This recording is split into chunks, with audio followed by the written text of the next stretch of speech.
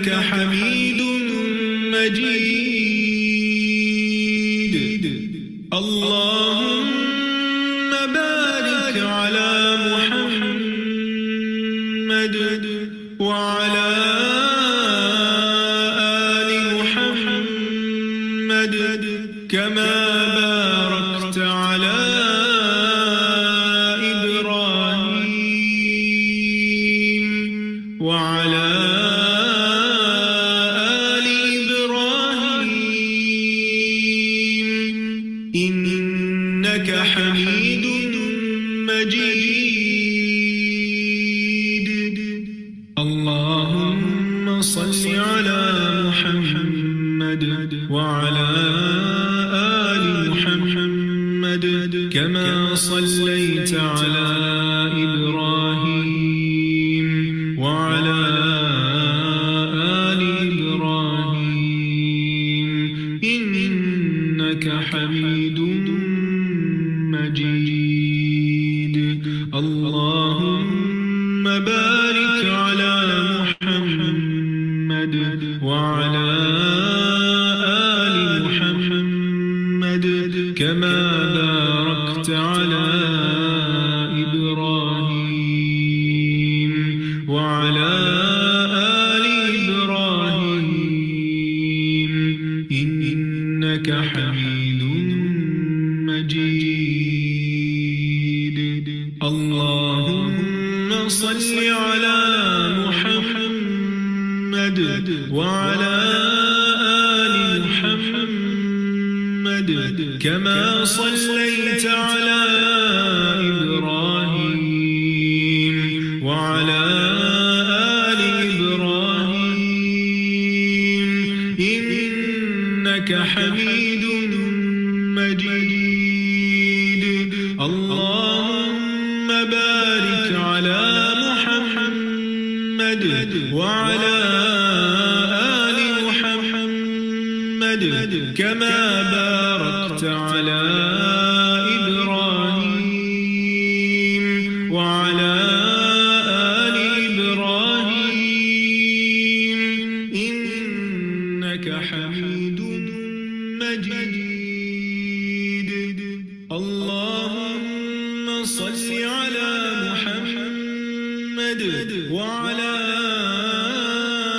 آل محمد كما صليت على إبراهيم وعلى آل إبراهيم إنك حميد مجيد. اللهم بارك على محمد وعلى آل محمد كما باركت على إبراهيم وعلى آل إبراهيم إنك حميد مجيد. اللهم صل على محمد وعلى آل محمد كما صليت على إبراهيم وعلى آل إبراهيم إنك حميد مجيد. اللهم بارك على محمد وعلى آل محمد كما باركت على إبراهيم وعلى آل إبراهيم إنك حميد مجيد. اللهم صل على محمد وعلى آل محمد كما صليت على إبراهيم وعلى آل إبراهيم إنك حميد مجيد اللهم بارك على محمد وعلى آل محمد كما باركت على إبراهيم وعلى آل إبراهيم إنك حميد مجيد اللهم صل على محمد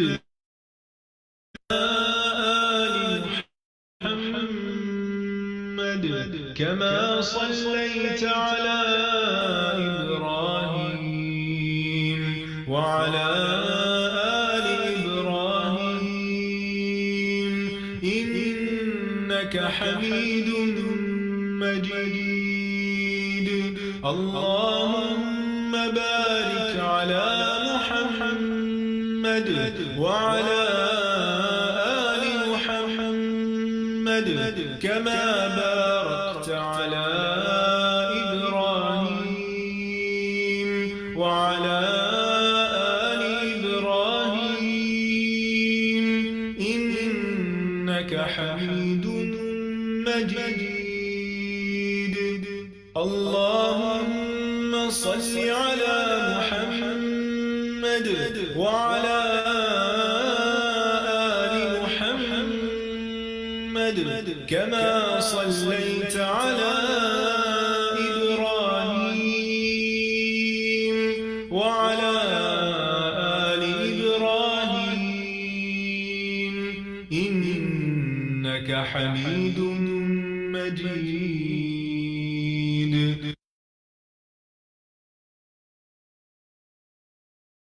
السلام علیکم ورحمۃ اللہ وبرکاتہ۔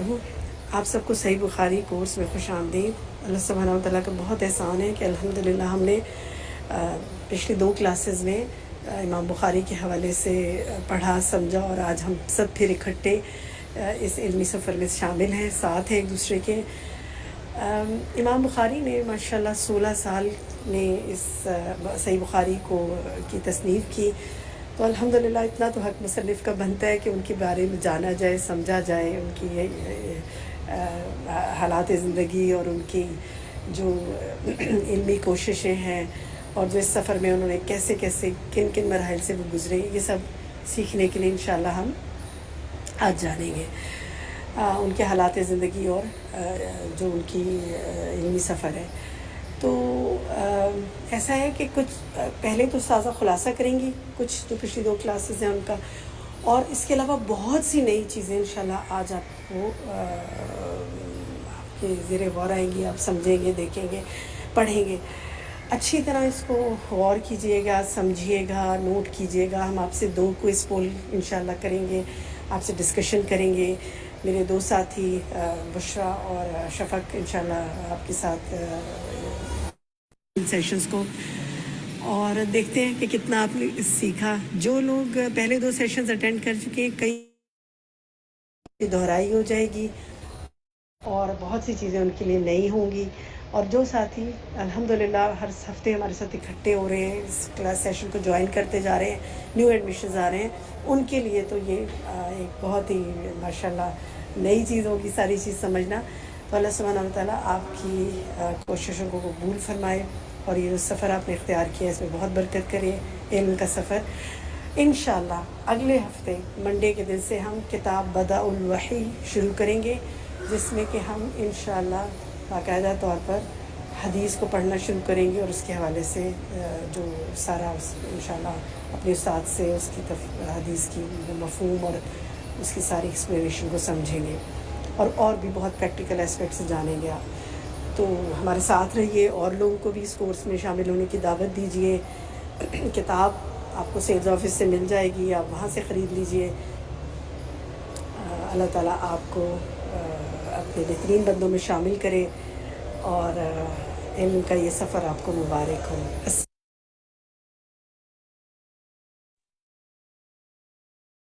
جزاکم اللہ خیرہ نیلوفر باجی. السلام علیکم ورحمۃ اللہ وبرکاتہ.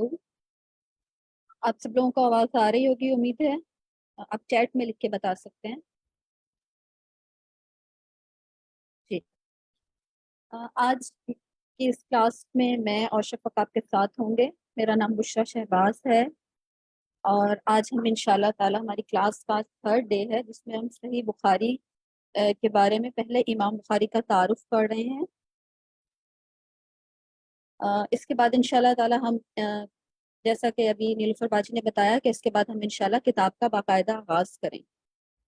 اس کلاس میں چونکہ آج ہمارا 3rd ڈے ہے تو ہم ایک بار دوبارہ سے کورس کا تعارف پڑھ لیتے ہیں کہ اس سیشن میں یا یہ جو ٹائم ہے یہ جو ہمارا فرسٹ والا بخاری کے کورس کا جو فرسٹ حصہ ہے فرسٹ پارٹ ہے جو ہمارا رمضان سے پہلے پہلے مکمل ہو جائے گا.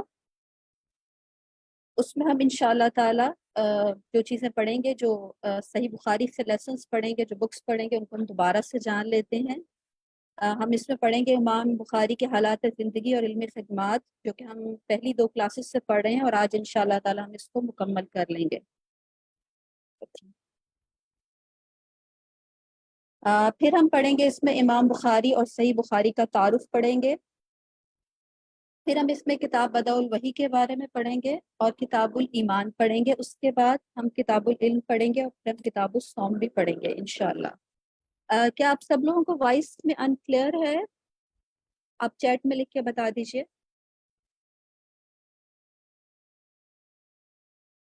اوکے. لیکن بعض لوگوں کو صحیح بھی سنائی دے رہا ہے. چلیں اوکے میں دوبارہ سے جوائن کرتی ہوں.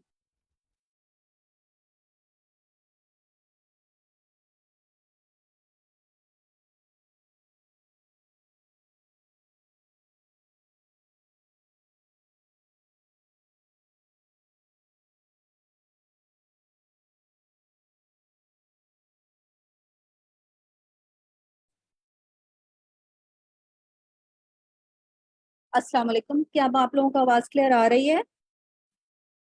آپ چیٹ میں لکھ کے بتا سکتے ہیں. چلیں الحمدللہ.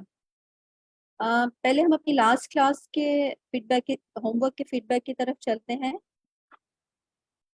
جی. آپ کی پچھلی کلاس کا ہوم ورک یہ تھا کہ آج آپ نے جو کچھ سیکھا اس میں سے 3 باتیں کسی سے شیئر کریں اور اگلی کلاس میں بتائیں کہ کس کو کیا بتایا.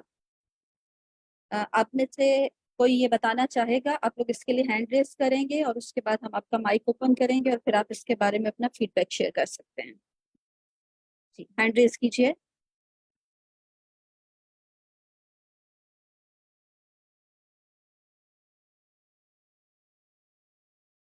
عثما تسکین. عثما آپ بتائیں گی کہ آپ نے اپنی پچھلی کلاس میں جو سیکھا وہ آپ نے کس سے شیئر کیا اور کیا شیئر کیا؟ السلام علیکم ورحمۃ اللہ وبرکاتہ. وعلیکم جی السلام اللہ وبرکاتہ. جی یہ صحیح بخاری کا جو استاذہ نے ہمیں جتنا بھی بتایا ان کے بارے میں تو ہم لوگ میں نے اپنی سسٹر سے اور 2-3 سسٹر سے اپنی اس کے بارے میں بات چیت کی اور انہوں نے بتایا کہ میں ہم لوگ صرف ذکر کرتے ہیں صحیح بخاری تو اس میں کیا ہے اور وہ کون تھے انہوں نے کیا کیا خدمات سے انجام دی.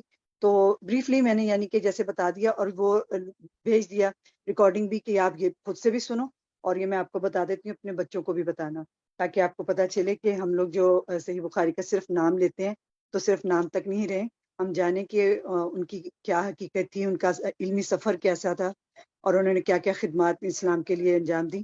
تو وہ سب بہت ہمارے لیے موٹیویشن حیثیت رکھتی ہے. تو آپ لوگ سننا اور سمجھنا اور پھر مجھے کچھ بتانا. تو میں نے انہیں یہ سب کچھ بتایا. گڈ.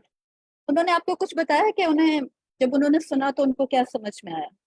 وہ کہنے لگی کہ ہاں سنا تو تھا اور تھوڑا بہت پتا تھا مگر اتنا نہیں پتا تھا جو آج تم بتا رہی ہو. تو میں نے کہا چلو ٹھیک ہے, میں نے جو آپ کو بتا دیا اب آپ نے اپنے بچوں کو بتانا اور ذرا ان سے بھی تھوڑا بہت پوچھنا آئندہ کہ بھئی آپ لوگوں کو جو میں نے بتایا تھا وہ کیا تھا, تاکہ ان کی بھی ایک ذہن میں بیٹھ جائے گی کہ یہ کون تھے کیا تھے اور یہ کیا حیثیت رکھتے ہیں ہماری زندگی میں. تو پھر آپ کو پتا چلے گا تو پھر آپ بچوں کو ذکر کرتے رہنا اور باقی وہ بھی آپ کے کزن وغیرہ ہیں ان سے بھی ذکر کرنا. وہ کہنے لگی ٹھیک ہے آپ ہمیں لنک بھیج دیا کرو یا ریکارڈنگ ہم سن لیا کریں گے. میں نے کہا ٹھیک ہے. तो मैंने आपने उन्हें ये भेज दिया था। रजिस्टर करवाने के लिए नहीं कहा कि आप कोर्स रजिस्टर कर लें, उसके बाद आप बाकायदा जी स्टूडेंट जी, बन? वो मैं पहले जब खुद अपना करवाया था ना, तब मैंने सबको भेज दिया था, अपने कॉन्टेक्ट में सबको भेज दिया था, अपने रिलेटिव्स वाइज सबको भेज दिया था कि अगर ज्वाइन करना चाहते हैं ज्वाइन कर लें, या फेसबुक से, या फिर मैं जैसे ले, आप कैसे ले रही हो, तो मैंने अपना भी बता दिया था शॉर्टली कि मैं ऐसे ऐसे ले रही हूँ इस तरह से क्लास, तो आपने अगर लेना तो लेना, बहुत अच्छा है। अब थोड़ा सा हमारा इसके दीन के एक में छोटा सा एक हिस्सा होगा हमारा, कि हम कुछ सीखेंगे और जानेंगे कि हम लोग कहाँ कहाँ क्या गलतियां कर चुके हैं, और अब हमें अपने दीन को कैसे लेकर आगे चलना है और उसे कैसे गुजारना है। तो ये मैंने उनको ब्रीफली बताया था। शुक्रिया। आरा जी गुलशन, आरा गुलशन नाम है आपका। आप बताएंगे कि आपने किससे शेयर किया और क्या शेयर किया? जी, अस्सलाम वालेकुम। वालेकुम अस्सलाम। मैंने भी अपने घर वालों से ही, अपनी एक फ्रेंड से और हस्बैंड और बच्चों से शेयर किया कि इमाम बुखारी जो है, तो उनकी आदात और अतवार के मुताबिक उनके बारे में बताया कि वो इंतहाई रहम दिल और सखी थे, और एक दफ़ा एक आदमी ने 25,000 दिरहम उनके दबा लिए थे ना, तो उनके स्टूडेंट उन्हें कहते थे कि आप जो है तो इनसे ले लें, लेकिन वो कहते कि नहीं, मुझे अच्छा नहीं लगता कि मैं किसी कर्जदार को तंग करूं। और दूसरा जो है तो मदारबत का हमने सीखा कि वो मदारबत इन्वेस्टमेंट को कहते हैं। इन्वेस्टमेंट तो वो उन्होंने अपनी क्योंकि उनके पेरेंट्स ने उनके लिए बहुत सा माल छोड़ दिया था ना, जैसे वो फौत हो गए तो इनके हिस्से में आ गया तरके में, तो वो उन्होंने मदारबत में लगा दिया, और खुद जो है तो अल्लाह की राह में खुद को लगा दिया। तो ये बातें मैंने शेयर की। और दूसरी ये कि अबू हनीफा के बारे में बताया कि वो 30 साल तक कपड़े की तिजारत करते थे, और फिर उसके बाद जो है उन्होंने इल्म सीखने के लिए वो निकले। इस तरह की बातें। माशाल्लाह, आपको तो बहुत अच्छे पॉइंट्स याद रहे, स्पेशली ये मुसाफा। शुक्रिया जी। वेरी जी गुड, बारकल्लाह। जी समीना खुर्शीद, आप बताएंगी आपने किससे शेयर किया और क्या शेयर किया? जी बाजी, मैंने जो है वो अपने बच्चों से, हस्बैंड से, अपने स्टूडेंट जिनको मैं पढ़ाती हूँ उनसे भी शेयर किया मैंने कि इमाम बुखारी के हालात से ज़िंदगी। और सबसे बड़ी बात तकवा का मैंने बताया है कि जब कोई आपको नहीं देख रहा हो तो आप अपने आप को खुद देखें कि अल्लाह तो देख रहा है। अक्सर हम लोग यहाँ पे जो है ना फिसल जाते हैं कि हम दूसरों के सामने तो अब वो ज़ाहिर करते हैं, लेकिन जब कोई नहीं होता तो उस वक़्त हम थोड़ा डामाडोल हो जाते हैं कि कोई नहीं देख रहा अब तो इस वक़्त। तो इस तरह की जो है वो बातें होती हैं। तो एक सबसे बड़ी बात कि ये ज़हन में रखना है कि जब आपको कोई नहीं देख रहा तो अल्लाह तो देख रहा है। तो ये तक़वा बहुत ज़रूरी है इसमें। ये बताया। दूसरी बात ये कि वो इल्म वो सीखा है वो इल्म जो एक मुसलमान को मुसलमान बना दे, यानी कि हलाल और हराम की पहचान का इल्म होना ज़रूरी है इसमें। और इस तरह की और बातें मैंने अपने बच्चों से भी जो अहादीस शेयर की, और अपने ग्रुप में भी मैंने लिंक भी डाला है, और बहुत से जितने ग्रुप में हैं उनको सबको मैंने ये बताया है कि क्या हालात है ज़िंदगी, और सही, वेरी गुड। रहे स्पेशली ये ताकि आप लोग को भी फ़ायदा हो। बहुत बहुत ज़रूरी है ये। तो इस तरह के। ठीक, जज़ाकल्लाह समीना। लेकिन बहुत अहम बात आपको याद रही कि इल्म में सीखने में जो सबसे ज्यादा जरूरी इल्म है वो हलाल और हराम का इल्म है। Very good, बारकल्लाह। सरिश, आप बताएंगी आपने किससे शेयर किया और क्या शेयर किया?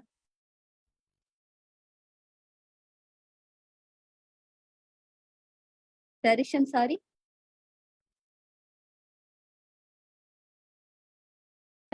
इस सबक में से इमाम बुखारी के लिए जो मैंने लिखी है डायरी में बातें, वो ये लिखी हैं कि वो गिबत करने के लिए, गिबत को जो है वो हराम समझते थे, इसलिए हम पर भी लाजिम है कि हम किसी की गिबत ना करें। दूसरा ये कि वो अपना माल शागिर्दों पे खर्च करते थे कि ताकि उनके लिए भी ये माल जो है सदका जारिया हो। और तीसरी बात, मस्जिद की सफाई का खास तौर पे ख्याल रखना। तो इस सबक से हमें ये भी पता चलता है कि मस्जिद जो है वो अल्लाह का घर है, और उसको साफ सुथरा रखना भी हम पर जिम्मेदारी है। और दूसरी चीज ये पता चली कि मुहद्दिसीन की इस्लाह में रहला उस सफर को कहते हैं जो हदीस या हदीस की आली सनद को हासिल करने के लिए जाता है। इससे पहले मुझे ये बात नहीं पता चली थी, लेकिन अल्हम्दुलिल्लाह अब पता चल गई है। और दूसरा मैंने ग्रुप में भी शेयर करा, और अल्हम्दुलिल्लाह अपनी बहन को बताई ये बात। गुड, बारक अल्लाह, बहुत अच्छे पॉइंट्स याद रहे आपको। शाजी इसहाक, आप बताएंगी कि जी आपने क्या शेयर किया? जी, अस्सलाम वालेकुम रहमतुल्लाहि बरकातहू। जी, मैंने अपने फैमिली एंड फ्रेंड्स के साथ शेयर किया था और अपने हस्बैंड को और बेटी को बताया कि जो मुझे नहीं पता थी कि इमाम बुखारी की कुछ रिवायात को तुलातियात भी कहा जाता है, यानी कि वो सहाबी, ताबई, तबा ताबई और इमाम बुखारी तक आती है।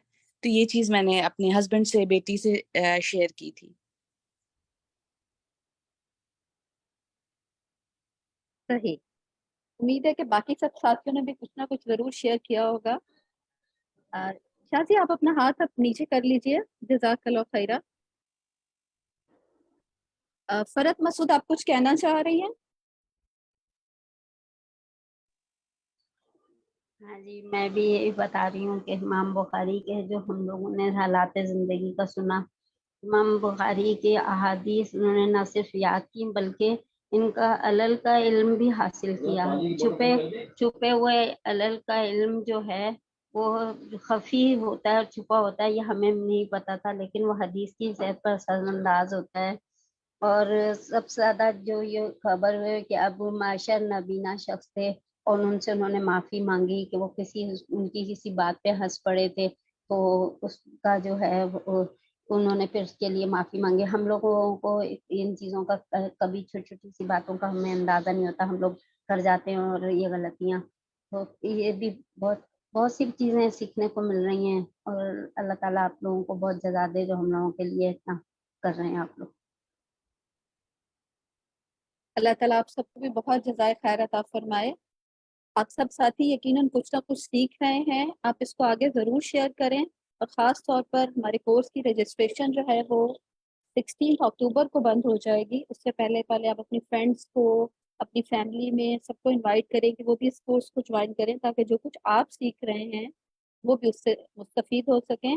और इससे आपका सिला रहमी का हक भी अदा होता है। आप कुरान करीम मैंने में मैंने एक बात और कहनी है, जैसे अभी हमारे पास बुक नहीं है तो अपना जो है फर्स्ट और सेकंड वाला जो है जो है वो हमारे को आप ना लिंक में शेयर कर दें, ताकि ना हम लोग उसका जो जो पहला और दूसरा लेसन था वो हम हमारे पास हो, और ताकि हम लोग उसको ना लिख लें। अभी फिलहाल बुक नहीं है तो इस वजह से थोड़ा सा हमें मसला हो रहा है, इस वजह से आपकी बड़ी मेहरबानी होगी। ओके, चले हम इसको नोट कर लेते हैं। इंशाल्लाह ताला एडमिन इंचार्ज जो है वो हमारी आपके साथ शेयर कर देंगे इसको। ओके, आप सब लोगों को, बाकी अपने रिलेटिव्स को और फैमिली को भी इसके लिए इनवाइट करें कि वो इसमें शामिल हों, और इससे इंशाल्लाह ताला वो भी फ़ायदा उठाएंगे, आप भी फ़ायदा उठाएंगे। और हमारी जो इसकी एडमिन है शफक इरफान, वो कह रही हैं कि इसकी सब स्लाइड्स जो हैं वो फेसबुक के ऊपर अपलोडेड हैं, और इसके लेसन्स भी हमारा जो कराची अल हुदा का फेसबुक पेज है उसके ऊपर आपको मिल जाएंगे। आज के लेसन की तरफ चलते हैं। आज के लेसन में इंशाल्लाह ताला आप लोगों ने पिछले जो 2 लेसन्स में जो पढ़ा है उसका खुलासा होगा। उस्ताद से पहले उसका खुलासा बयान करेगी, तो जो लोग नए भी हैं उनको भी एक बार फिर से उनको मालूम हो जाएगा, और जिन लोगों ने पहले सुन लिया है उनका एक बार फिर से इमाम बुखारी के इंट्रोडक्शन का रिवीजन हो जाएगा, और फिर उसके बाद हम मजीद बहुत सारी नई चीज़ें भी सीखेंगे। शफक प्लीज़ आप प्ले कर दीजिए। जज़ाकल्लाह खैरा।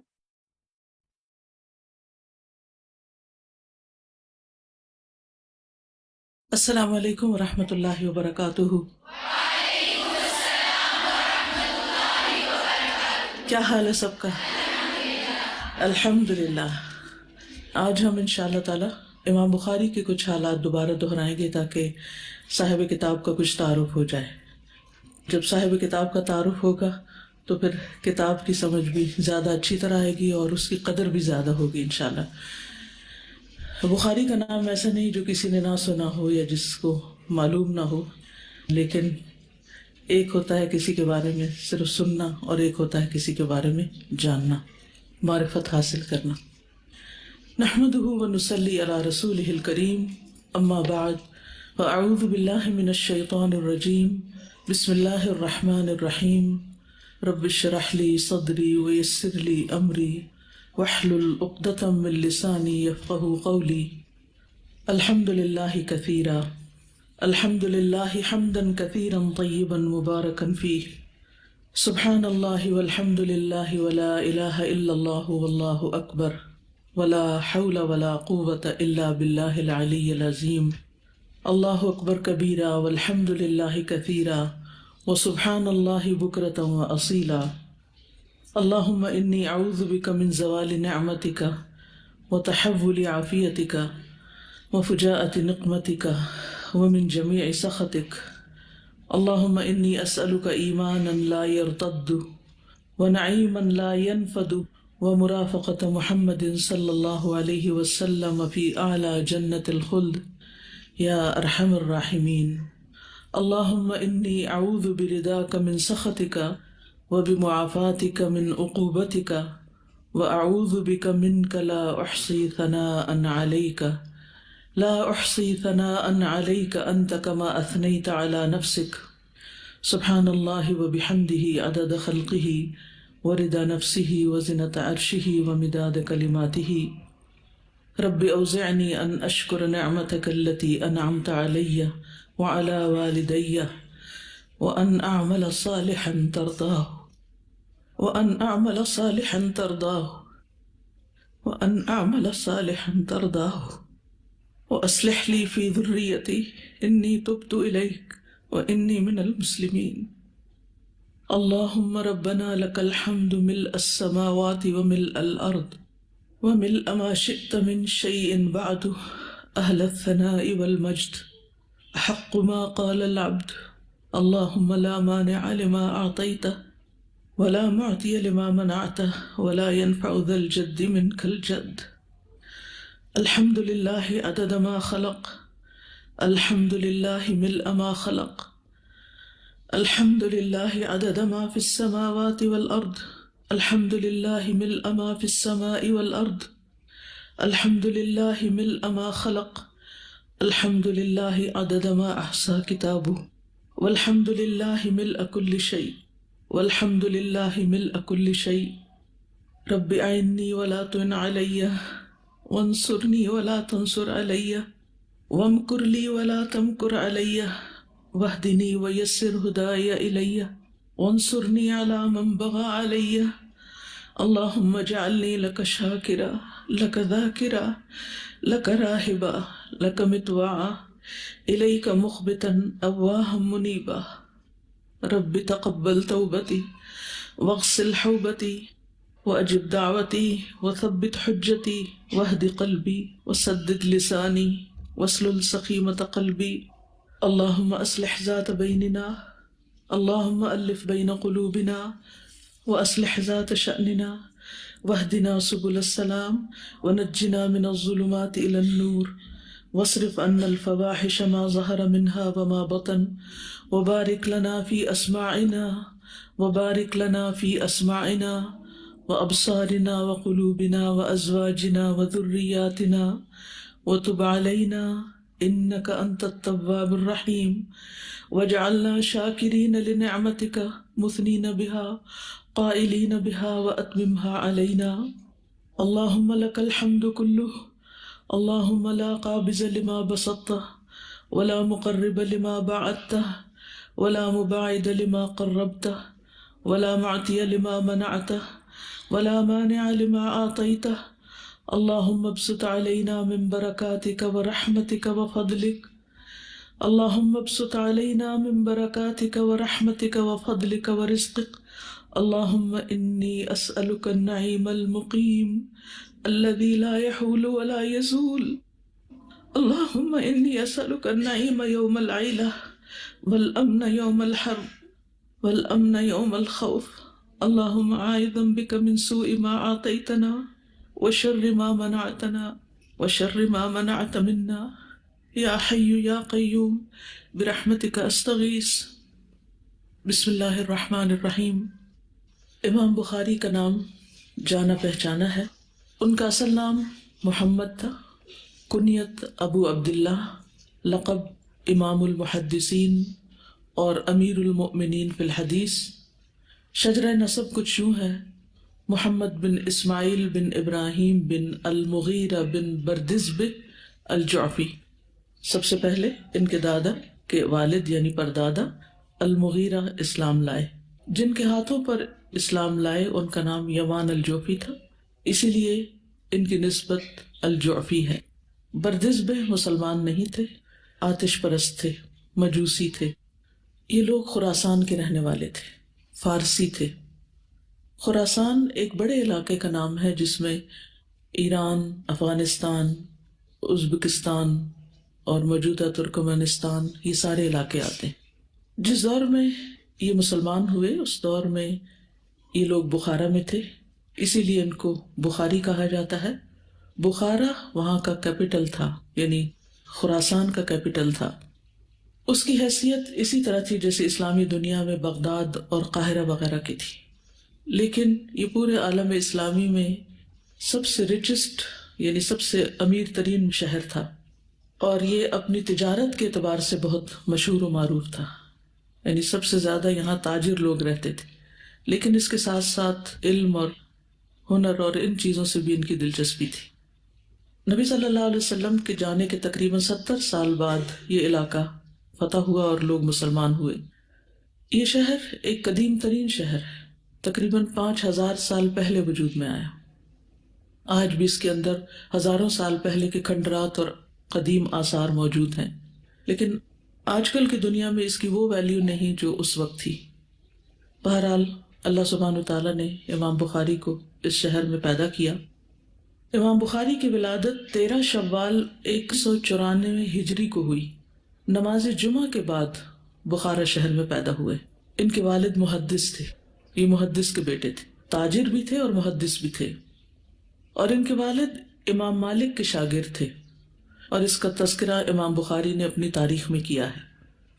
ابن حبان نے بھی اپنی کتاب الثقات میں ان کے والد کا تذکرہ کیا ہے، اور یہ بات بہت خوش قسمتی کی ہے کہ والد بھی محدث اور بیٹا بھی محدث۔ امام بخاری کے والد حماد بن زید اور امام مالک سے روایت بھی کرتے ہیں، یعنی احادیث روایت کرتے ہیں۔ امام بخاری کے والد حلال کمائی کا بہت زیادہ اہتمام کرتے تھے، اور اس بات کی پوری کوشش ہوتی تھی کہ ان کے مال میں 1 درہم بھی حرام کا نہ ہو، اور اس بارے میں وہ بہت زیادہ تقوی کے معیار پر تھے۔ ان کے شاگرد احمد بن حفص کہتے ہیں کہ میں اسماعیل کی وفات کے وقت ان کے پاس تھا، اس وقت انہوں نے کہا کہ میں اپنے مال میں 1 درہم بھی حرام کا نہیں پاتا، یعنی جو مال وہ دنیا میں چھوڑ کر جا رہے تھے، اور نہ ہی 1 درہم مشتبہ پاتا ہوں، حرام تو دور کی بات، شبہ والا بھی 1 درہم نہیں ہے اس مال میں۔ اور امام بخاری نے اسی مال سے استفادہ کیا، کیونکہ وہ خود کوئی کام نہیں کرتے تھے، لیکن والد کا چھوڑا ہوا ورثہ جو تھا ان کے لیے باقی زندگی میں بہت کام آیا اور بہت بابرکت ثابت ہوا۔ اگرچہ ایک وقت ایسا بھی آیا کہ امام بخاری کے پاس علم کی طلب میں کچھ بھی نہ بچا۔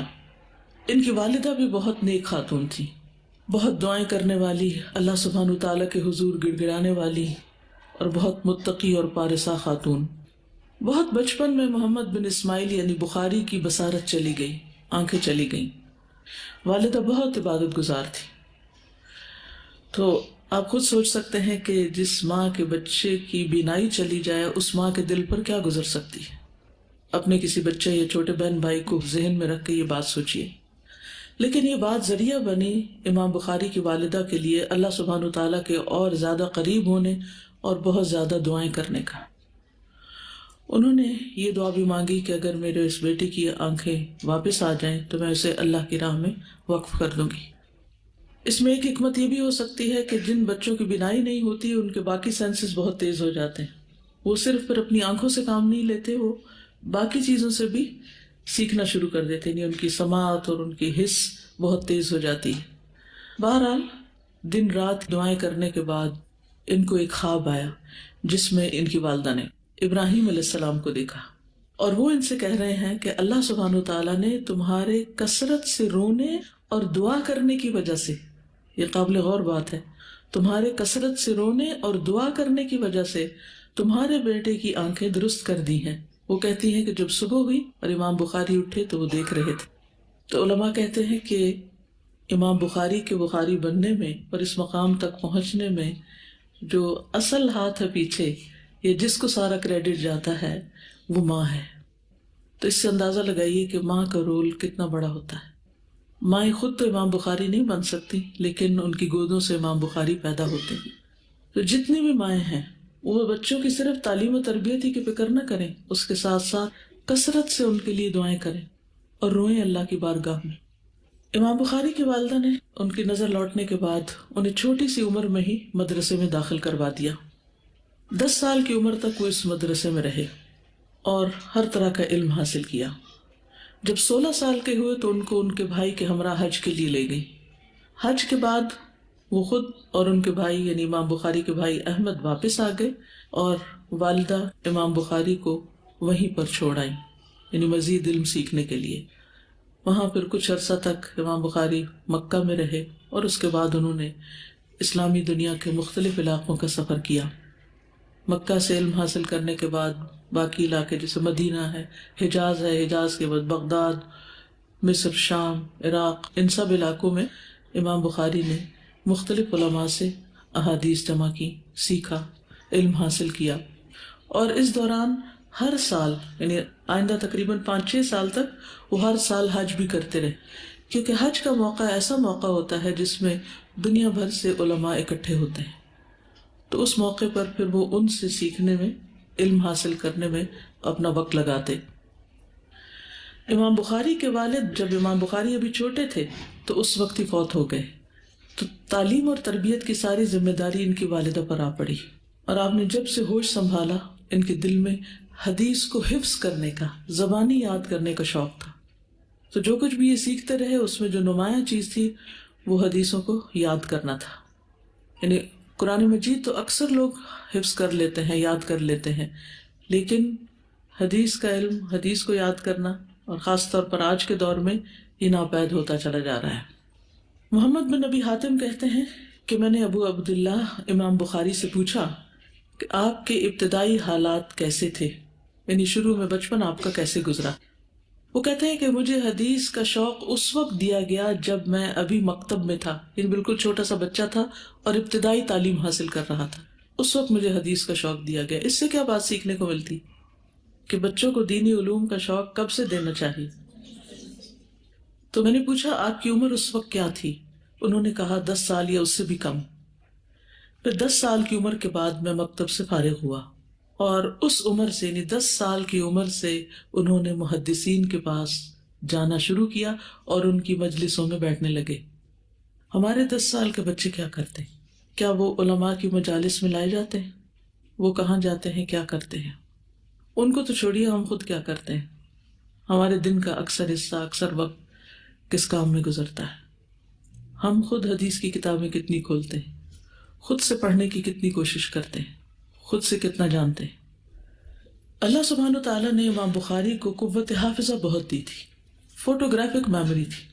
کسی بھی چیز کو حفظ کرنے کے لیے، یاد کرنے کے لیے صرف ایک دفعہ پڑھنا یا سننا کافی تھا، اور وہ اس طرح ازبر ہو جاتی تھی جس طرح کسی کتاب میں لکھی ہوئی ہو، یعنی ان کے حافظے میں اس طرح پرنٹ ہو جاتی تھی چیز۔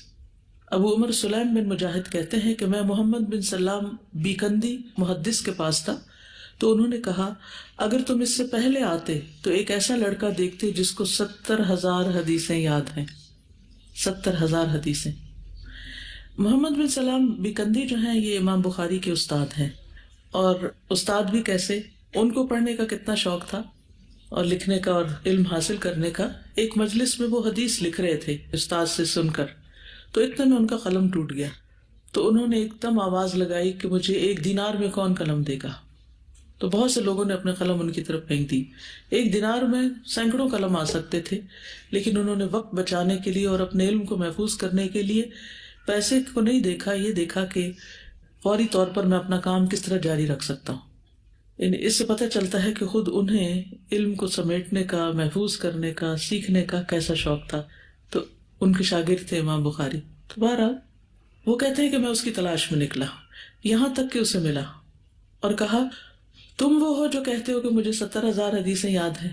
تو امام بخاری نے کہا ہاں، بلکہ اس سے بھی زائد، بلکہ جس حدیث کی نسبت آپ سوال کریں گے، خاص صحابی سے مروی ہو یا تابعی سے یا ان کے اکثر راویوں کی تاریخ پیدائش، تاریخ وفات، جائے سکونت، میں یہ بھی سب بتا سکتا ہوں۔ یعنی صرف حدیثیں نہیں بتا سکتا، بلکہ اس کے ساتھ ساتھ روایت کرنے والے خاص صحابی ہوں، تابعی ہوں یا ان کے بعد کے لوگ ہوں، ان کے نام، تاریخ پیدائش اور کہاں کے تھے وہ بھی بتا سکتا ہوں. اور میں صحابہ یا تابعین کی حدیث سے جو بھی حدیث روایت کرتا ہوں اس کی ایک اصل ہوتی ہے جس کو میں کتاب اللہ اور سنت رسول صلی اللہ علیہ وسلم سے یاد کرتا ہوں، یعنی ایک طرح سے سمجھ کے یاد کرتا ہوں. حاشد بن اسماعیل کہتے ہیں، یہ ان کے کلیگ ہیں، بیکندی تو ان کے استاد ہیں، لیکن حاشد اچھا نام ہے اگر کسی کو رکھنا ہو. جی، جیسے راشد لکھتے ہیں نا، ایسے حاشد بن اسماعیل بیان کرتے ہیں کہ امام بخاری ہمارے ساتھ حدیث حاصل کرنے کے لیے بصرہ کے شیوخ کے پاس آتے جاتے، حالانکہ وہ ابھی بچے تھے. 16 دن گزر گئے، امام بخاری کے ساتھ ہی لکھتے رہے، لیکن امام بخاری لکھتے نہیں تھے. تو ہم سب نے، یعنی حاشد اور ان کے ساتھیوں نے ان کو بہت ملامت کی کہ تم ایسے ہمارے ساتھ چل دیے اور اپنا وقت ضائع کر رہے ہو، اپنی عمر ضائع کر رہے ہو، نہ کچھ لکھتے ہو نہ کچھ توجہ کرتے ہو. تو امام بخاری نے کہا اپنی کاپیاں لاؤ. وہ کہتے ہیں ہم نے کاپیاں نکالی تو ان میں 15,000 سے زیادہ حدیثیں لکھی ہوئی تھی. امام بخاری نے وہ پڑھنا شروع کر دی اور زبانی سنانا شروع کر دی، اور یہاں تک کہ انہوں نے اپنی کاپیوں کی تصحیح شروع کر دی امام بخاری کی حدیثیں سن کر. تو اس سے آپ اندازہ لگا سکتے ہیں کہ اللہ سبحانہ وتعالیٰ نے ان کو حافظہ بھی کیسا دیا تھا. اور یہاں سے مجھے یہ بات سمجھ آتی ہے کہ اللہ تعالیٰ کی پلاننگ کیسے تھی کہ وہ بچپن میں بیمار ہوں، ان کے والد فوت ہو جائیں، ان کی ماں دعائیں کریں، بخار ہو ان کو، وہ نابینا ہو جائیں، پھر ان کی ماں ان کے لیے دعائیں کریں، پھر ان کا حافظہ اتنا زیادہ ہو، اور پھر واقعی ایک جد و جہد کے بعد اور محنت کے بعد اور کوشش کے بعد وہ اس دین کی خدمت کریں. یعنی جب انسان ساری باتیں پڑھ کے تو ان کو بیک ٹریک کرتا ہے، پیچھے لاتا سارا، یہ سب کچھ ہوا کیسے، کہاں سے شروع ہوا، کیسے ہوا، تو انسان حیران ہو جاتا ہے.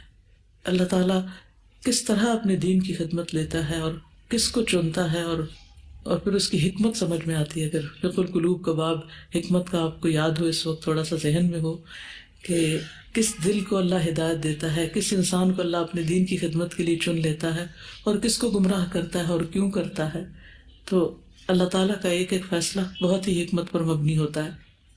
پھر اسی طرح ابتدائی زمانے میں جو ان کی ذہانت اور ان کا حفظ تھا، اس کے بارے میں بھی ایک واقعہ ملتا ہے. امام بخاری کہتے ہیں کہ میں امام داخلی وغیرہ کے پاس آنا جانا شروع ہو گیا، تو ایک دن وہ لوگوں کو پڑھا رہے تھے. وہ کہہ رہے تھے سفیان یعنی ابن عیینہ عن ابی زبیر یعنی محمد بن مسلم بن تدرس عن ابراہیم النخعی، یعنی حدیث کی سند بیان کی انہوں نے. تو میں نے ان سے کہا ابو زبیر نے ابراہیم سے روایت نہیں کی. تو انہوں نے مجھے ڈانٹ دیا. ذرا چھوٹے تھے، 10 سال کی عمر سے یہ محدثین کے بعد جانا شروع ہو گئے تھے. تو یہ کہتے ہیں کہ میں نے ان سے کہا کہ آپ اصل سے رجوع کر لیں، یعنی آپ کتاب دیکھ لیں. پس وہ گئے اور اس میں جا کر دیکھا، واپس آئے اور مجھ سے کہا اے لڑکے درست سند کیا ہے، یعنی دیکھا ہے، کنفرم کر لیا. میں نے کہا وہ زبیر بن عدی ہیں جو ابراہیم سے بیان کر رہے ہیں. تو انہوں نے مجھ سے قلم لیا اور اپنی کتاب میں اصلاح کی اور کہا تم نے سچ کہا. امام بخاری سے پوچھا گیا جب آپ نے ان کا رد کیا تو اس وقت آپ کی عمر کتنی تھی؟ کہا 11 سال. کم سنی کی عمر میں ہی مشائخ اور بڑے بڑے لوگ ان سے مروب ہو جایا کرتے تھے، ان کے اصحاب سے اور علم کی پختگی کی وجہ سے. اکثر وہ لوگ جو اپنے امام کے فن تھے اور جن کے پاس ہزاروں لوگ علم حاصل کرنے کے لیے جمع ہوا کرتے تھے، ان کی مجلس میں جب امام بخاری جاتے تو پڑھانے والے کانشیس ہو جاتے تھے اور حدیث بیان کرنے میں تعامل کرتے تھے کہ ان کے سامنے کہیں کوئی بات ایسی نہ ہو جائے کہ یہ غلطی نہ نکالے، کیونکہ ان کی اس بارے میں شہرت ہو گئی تھی. اب ظاہر ہے کہ اگر ایک امام کی ہزاروں لوگوں کے سامنے انہوں نے تصحیح کی اور پھر دوسرے موقع پر کی تو ان کی اس معاملے میں اسی قسم کی شہرت ہو گئی. تو ائمہ اور اساتذہ امام بخاری کے سامنے اپنی کتاب پیش کرتے تھے تاکہ وہ اس کی تصحیح کر دیں. ابو جعفر محمد بن ابی حاتم کہتے ہیں کہ میں نے اپنے کسی ساتھی سے سنا، وہ کہہ رہا تھا کہ میں محمد بن سلام بیکندی کے پاس تھا تو محمد بن اسماعیل ان کے پاس چلے آئے. جب وہ چلے گئے تو محمد بن سلام نے کہا یہ بچہ جب بھی میرے پاس آیا میں حیرت میں ڈوب گیا اور حدیث کا معاملہ مجھ پر مشتبہ ہو گیا، یعنی کانفیڈنس لوز کر کے، اور جب تک وہ چلا نہیں جاتا میں مسلسل خوف میں مبتلا رہتا ہوں کہ ابھی کوئی غلطی نکل آئے گی. یعنی عام طور پر استاد کی موجودگی میں شاگردوں کا یہ حال ہوتا ہے، یہاں شاگرد کی موجودگی میں استادوں کا یہ حال ہوتا ہے. سبحان اللہ. محمد بن اسماعیل بخاری کہتے ہیں کہ جب میں سلیمان بن حرب کے پاس جاتا تو وہ کہتے شعبہ کی غلطیاں ہم سے بیان کرو، یعنی راوی کے علل بیان کرو. پھر عبداللہ بن یوسف فریابی ہیں، انہوں نے امام بخاری سے کہا اے ابو عبداللہ میری کتابوں کو دیکھو، ان میں جو غلطی ہے اس کے بارے میں مجھے بتاؤ. تو انہوں نے کہا جی یعنی ٹھیک ہے. اسی طرح فتح بن نوح نیشا پوری کا قول ہے میں علی ابن المدینی کے پاس آیا. علی ابن المدینی بغداد میں رہتے تھے اور یہ بھی امام بخاری کے استادوں میں سے تھے. یہ وہ بڑے بڑے محدث تھے، علی ابن المدینی، یحییٰ ابن معین، امام احمد بن حنبل، جو بغداد میں تھے اور جن کی وجہ سے بغداد ایک لرننگ سینٹر بن گیا تھا. اور امام بخاری ان سے بہت متاثر تھے. تو کہتے ہیں کہ میں علی بن المدینی کے پاس آیا، میں نے دیکھا کہ محمد بن اسماعیل یعنی بخاری ان کے دائیں ہاتھ بیٹھے ہیں رائٹ سائڈ پہ. میں نے دیکھا کہ علی بن المدینی جب حدیث بیان کرتے ہیں تو امام بخاری کی طرف دیکھتے ہیں، یعنی ایک طرح سے ان سے کنفرمیشن چاہتے ہیں. امام بخاری کہتے ہیں کہ میں امام حمیدی کے پاس اس وقت گیا، یہ بھی ان کے استاد ہیں، جب میں 18 سال کا تھا. تو ان کا ایک دوسرے محدث کے ساتھ حدیث میں اختلاف ہو گیا. تو جب امام حمیدی نے مجھے دیکھا تو کہا اب وہ آ گیا ہے جو ہمارے درمیان فیصلہ کرے گا. اب یہ دونوں استاد ہیں، بڑے ہیں اور فیصلہ کروا رہے ہیں ایک چھوٹی عمر کے لڑکے سے، اور اس کی عمر کیا ہے 18 سال ہے. تو ان دونوں نے مجھ پر حدیث پیش کی تو میں نے امام حمیدی کے حق میں فیصلہ دے دیا کیونکہ ان کی بات درست تھی. اسی طرح انہوں نے علم حاصل کرنے کے لیے سفر کیے، جیسا کہ پہلے میں نے عرض کیا ہے کہ 16 سال کی عمر میں حج کے لیے گئے تھے اور پھر وہاں جا کر 16 سال تک مسلسل سفر بھی کرتے رہے، علم حاصل بھی کرتے رہے اور اس کے ساتھ ساتھ صحیح بخاری کو ترتیب دیتے رہے. جب مکہ میں حدیث کا علم حاصل کرنے کے بعد مدینہ گئے تو اس وقت ابھی ٹین ایجر ہی تھے. وہاں پر انہوں نے اپنی تاریخ الکبیر لکھی، اور تاریخ الکبیر کے مسودے کے بارے میں آتا ہے کہ وہ چاندنی راتوں میں لکھا. یعنی اس وقت راتوں کے وقت اتنی روشنی نہیں ہوتی تھی تو ان کی نگاہ بھی بہت تیز ہوگی، یعنی اللہ نے دعاؤں کے بعد جو نگاہ دی وہ کہیں زیادہ بہتر تھی اس سے پہلے تھی. ابن کثیر کہتے ہیں کہ امام بخاری 8 بار بغداد گئے، 8 بار، اور ہر بار وہ امام احمد بن محمد بن حنبل کے ساتھ اکٹھے ہوتے تو وہ انہیں بغداد میں اقامت اختیار کرنے پر آمادہ کرتے. لیکن بخاری کی اپنی ترجیحات تھی، وہ ایک جگہ پر نہیں بیٹھے، وہ مختلف جگہ پر گھومتے پھرتے رہے اور علم حاصل کرتے رہے. خطیب بغدادی کہتے ہیں کہ امام بخاری نے مختلف شہروں کے محدثین کی طرف سفر اختیار کیا، خراسان اور عراق کے تمام شہروں میں کتابت کی، اور حجاز، شام، مصر اور بغداد میں کئی بار گئے. یعنی بار بار سفر کرتے رہے، ایک جگہ نہیں رہے، اور ساتھ ساتھ اپنا کام کرتے رہے. کہیں پر کوئی کتاب لکھی، کہیں پر کوئی کتاب لکھی. اس کے علاوہ یہ کہ علم کے حصول کے بعد جب یہ لکھنے کا کام کرتے تھے تو لوگوں سے بالکل الگ تھلگ ہو جاتے تھے، سوشلائزنگ چھوڑ دیتے تھے. امام بخاری کہتے ہیں کہ حج کرنے کے بعد میں مدینہ میں 1 سال تک لوگوں سے بالکل الگ تھلگ ہو کر رہا. اس دوران حدیث لکھنے میں مشغول رہا. اس سے کیا سبق سیکھنے کو ملتا ہے؟ بہت فوکس چاہیے ہوتا ہے. جب آپ نے کچھ لکھنا ہو تو اس کے لیے اپنی ساری تھاٹس کو آپ نے مرکوز کرنا ہوتا ہے، and otherwise you can not right with mind جو کہ منتشر ہو. دنیا کے اکثر بڑے بڑے رائٹرز کے بارے میں جب آپ پڑھتے ہیں تو جب وہ لکھنا چاہتے ہیں، چاہے وہ ناول لکھ رہے ہیں یا تاریخ لکھ رہے ہیں یا کوئی بھی کتابیں لکھ رہے ہیں، تو وہ اپنا گھر بار اور اپنی جگہ چھوڑ کر دوسری جگہ پر سفر اختیار کر لیتے ہیں یا ایک طرح سے ہجرت کر لیتے ہیں اور آئسولیٹڈ جگہوں پہ چلے جاتے ہیں. پھر اسی طرح یہ کہ حصول علم کے دوران انہوں نے بار بار حج بھی کیے. وہ کہتے ہیں میں بصرہ میں 5 سال رہا، اس دوران میری کتابیں بھی میرے ساتھ تھی. میں ہر سال حج کو جاتا اور واپس آ کر تصنیف کے کام میں مشغول ہو جاتا. امام بخاری نے روایت کے ساتھ جس فن میں خاص طور پر مہارت حاصل کی وہ علل الحدیث ہے. امام ترمذی کہتے ہیں کہ میں نے عراق اور خراسان میں محمد بن اسماعیل سے زیادہ کوئی بھی علل، تاریخ اور اسانید یعنی حدیث کی جو سند وغیرہ ہوتی ہے اس کی معرفت والا نہیں دیکھا. علل ہوتا ہے کسی بھی حدیث کے اندر ایسا چھپا ہوا ڈیفیکٹ یا چیز کہ جو عام لوگوں کو روایت میں نظر نہیں آتا. یعنی صرف ظاہری طور پر ہی اس کی اصلاح کرنے والے نہیں تھے بلکہ بہت گہری نظر سے احادیث کی صحت کو جانچا. احمد بن حمدون کہتے ہیں کہ میں نے سعید بن مروان کے جنازے میں محمد بن اسماعیل کو دیکھا. محمد بن یحییٰ زہلی امام بخاری سے اسماء، روات اور کنیتوں اور علل الحدیث سے متعلق سوالات پوچھ رہے تھے، اور محمد بن اسماعیل ان سے تیر کی طرح گزر رہے تھے، گویا کہ وہ قل هو اللہ احد پڑھ رہے ہوں. یعنی جس طرح ہم قل هو اللہ احد آسانی سے سنا سکتے ہیں، اور ہم میں سے ہر ایک قل هو اللہ تو پڑھ ہی سکتا ہے قرآن مجید میں، تو اسی طرح وہ علم الحدیث کے بارے میں، مختلف روات جو تھے ان کی کنیتوں کے بارے میں، ناموں کے بارے میں، جو بھی سوال آتا اس کو بتاتے جا رہے تھے. اور یہ کہاں ہو رہا تھا؟ جنازے میں. اس سے کیا بات سیکھنے کو ملتی؟ یہ پتہ چلتا ہے کہ ان کو علم حاصل کرنے کی کتنی حرص تھی کہ وہ کسی بھی موقع کو جانے نہیں دیتے تھے. یعنی صرف امام بخاری کی نہیں بلکہ دوسرے لوگوں کو بھی. اور پھر یہ کہ جس سے فائدہ ہو سکتا ہے اور جس سے جو بات پوچھنی چاہیے اس سے وہ بات پوچھی جا رہی ہے. اس میں حکمت بھی پتہ چل رہی ہے، ان لوگوں کی سمجھ بھی پتہ چل رہی ہے، کیونکہ بعض اوقات ہمارے درمیان ایسا شخص موجود ہوتا ہے جس سے ہم بہت کچھ سیکھ سکتے ہیں، لیکن عام طور پر ہمیں سوال کرنا ہی نہیں آتا اور اس سے استفادہ کرنا ہی نہیں آتا. ریسورسز ہوتے ہوئے بھی ہم صحیح معنوں میں فائدہ نہیں اٹھا پاتے. اسی طرح صحیح البخاری کے علاوہ صحیح مسلم کا نام آپ نے سنا ہوگا. امام مسلم اور امام بخاری جو ہیں وہ ہم اثر بھی ہیں، لیکن ان کے آپس میں بہت بہترین تعلقات تھے. محمد بن یعقوب الحافظ کہتے ہیں کہ میں نے اپنے والد سے سنا، وہ کہہ رہے تھے کہ میں نے مسلم بن حجاج کو دیکھا، وہ بخاری کے سامنے یوں سوال کرتے تھے جیسے کوئی بچہ سوال پوچھتا ہے، یعنی اتنی عاجزی کے ساتھ ان سے سیکھ رہے تھے. اسی طرح کچھ اور واقعات بھی ہیں جن سے پتہ چلتا ہے کہ لوگوں نے کس طرح ان سے استفادہ کیا.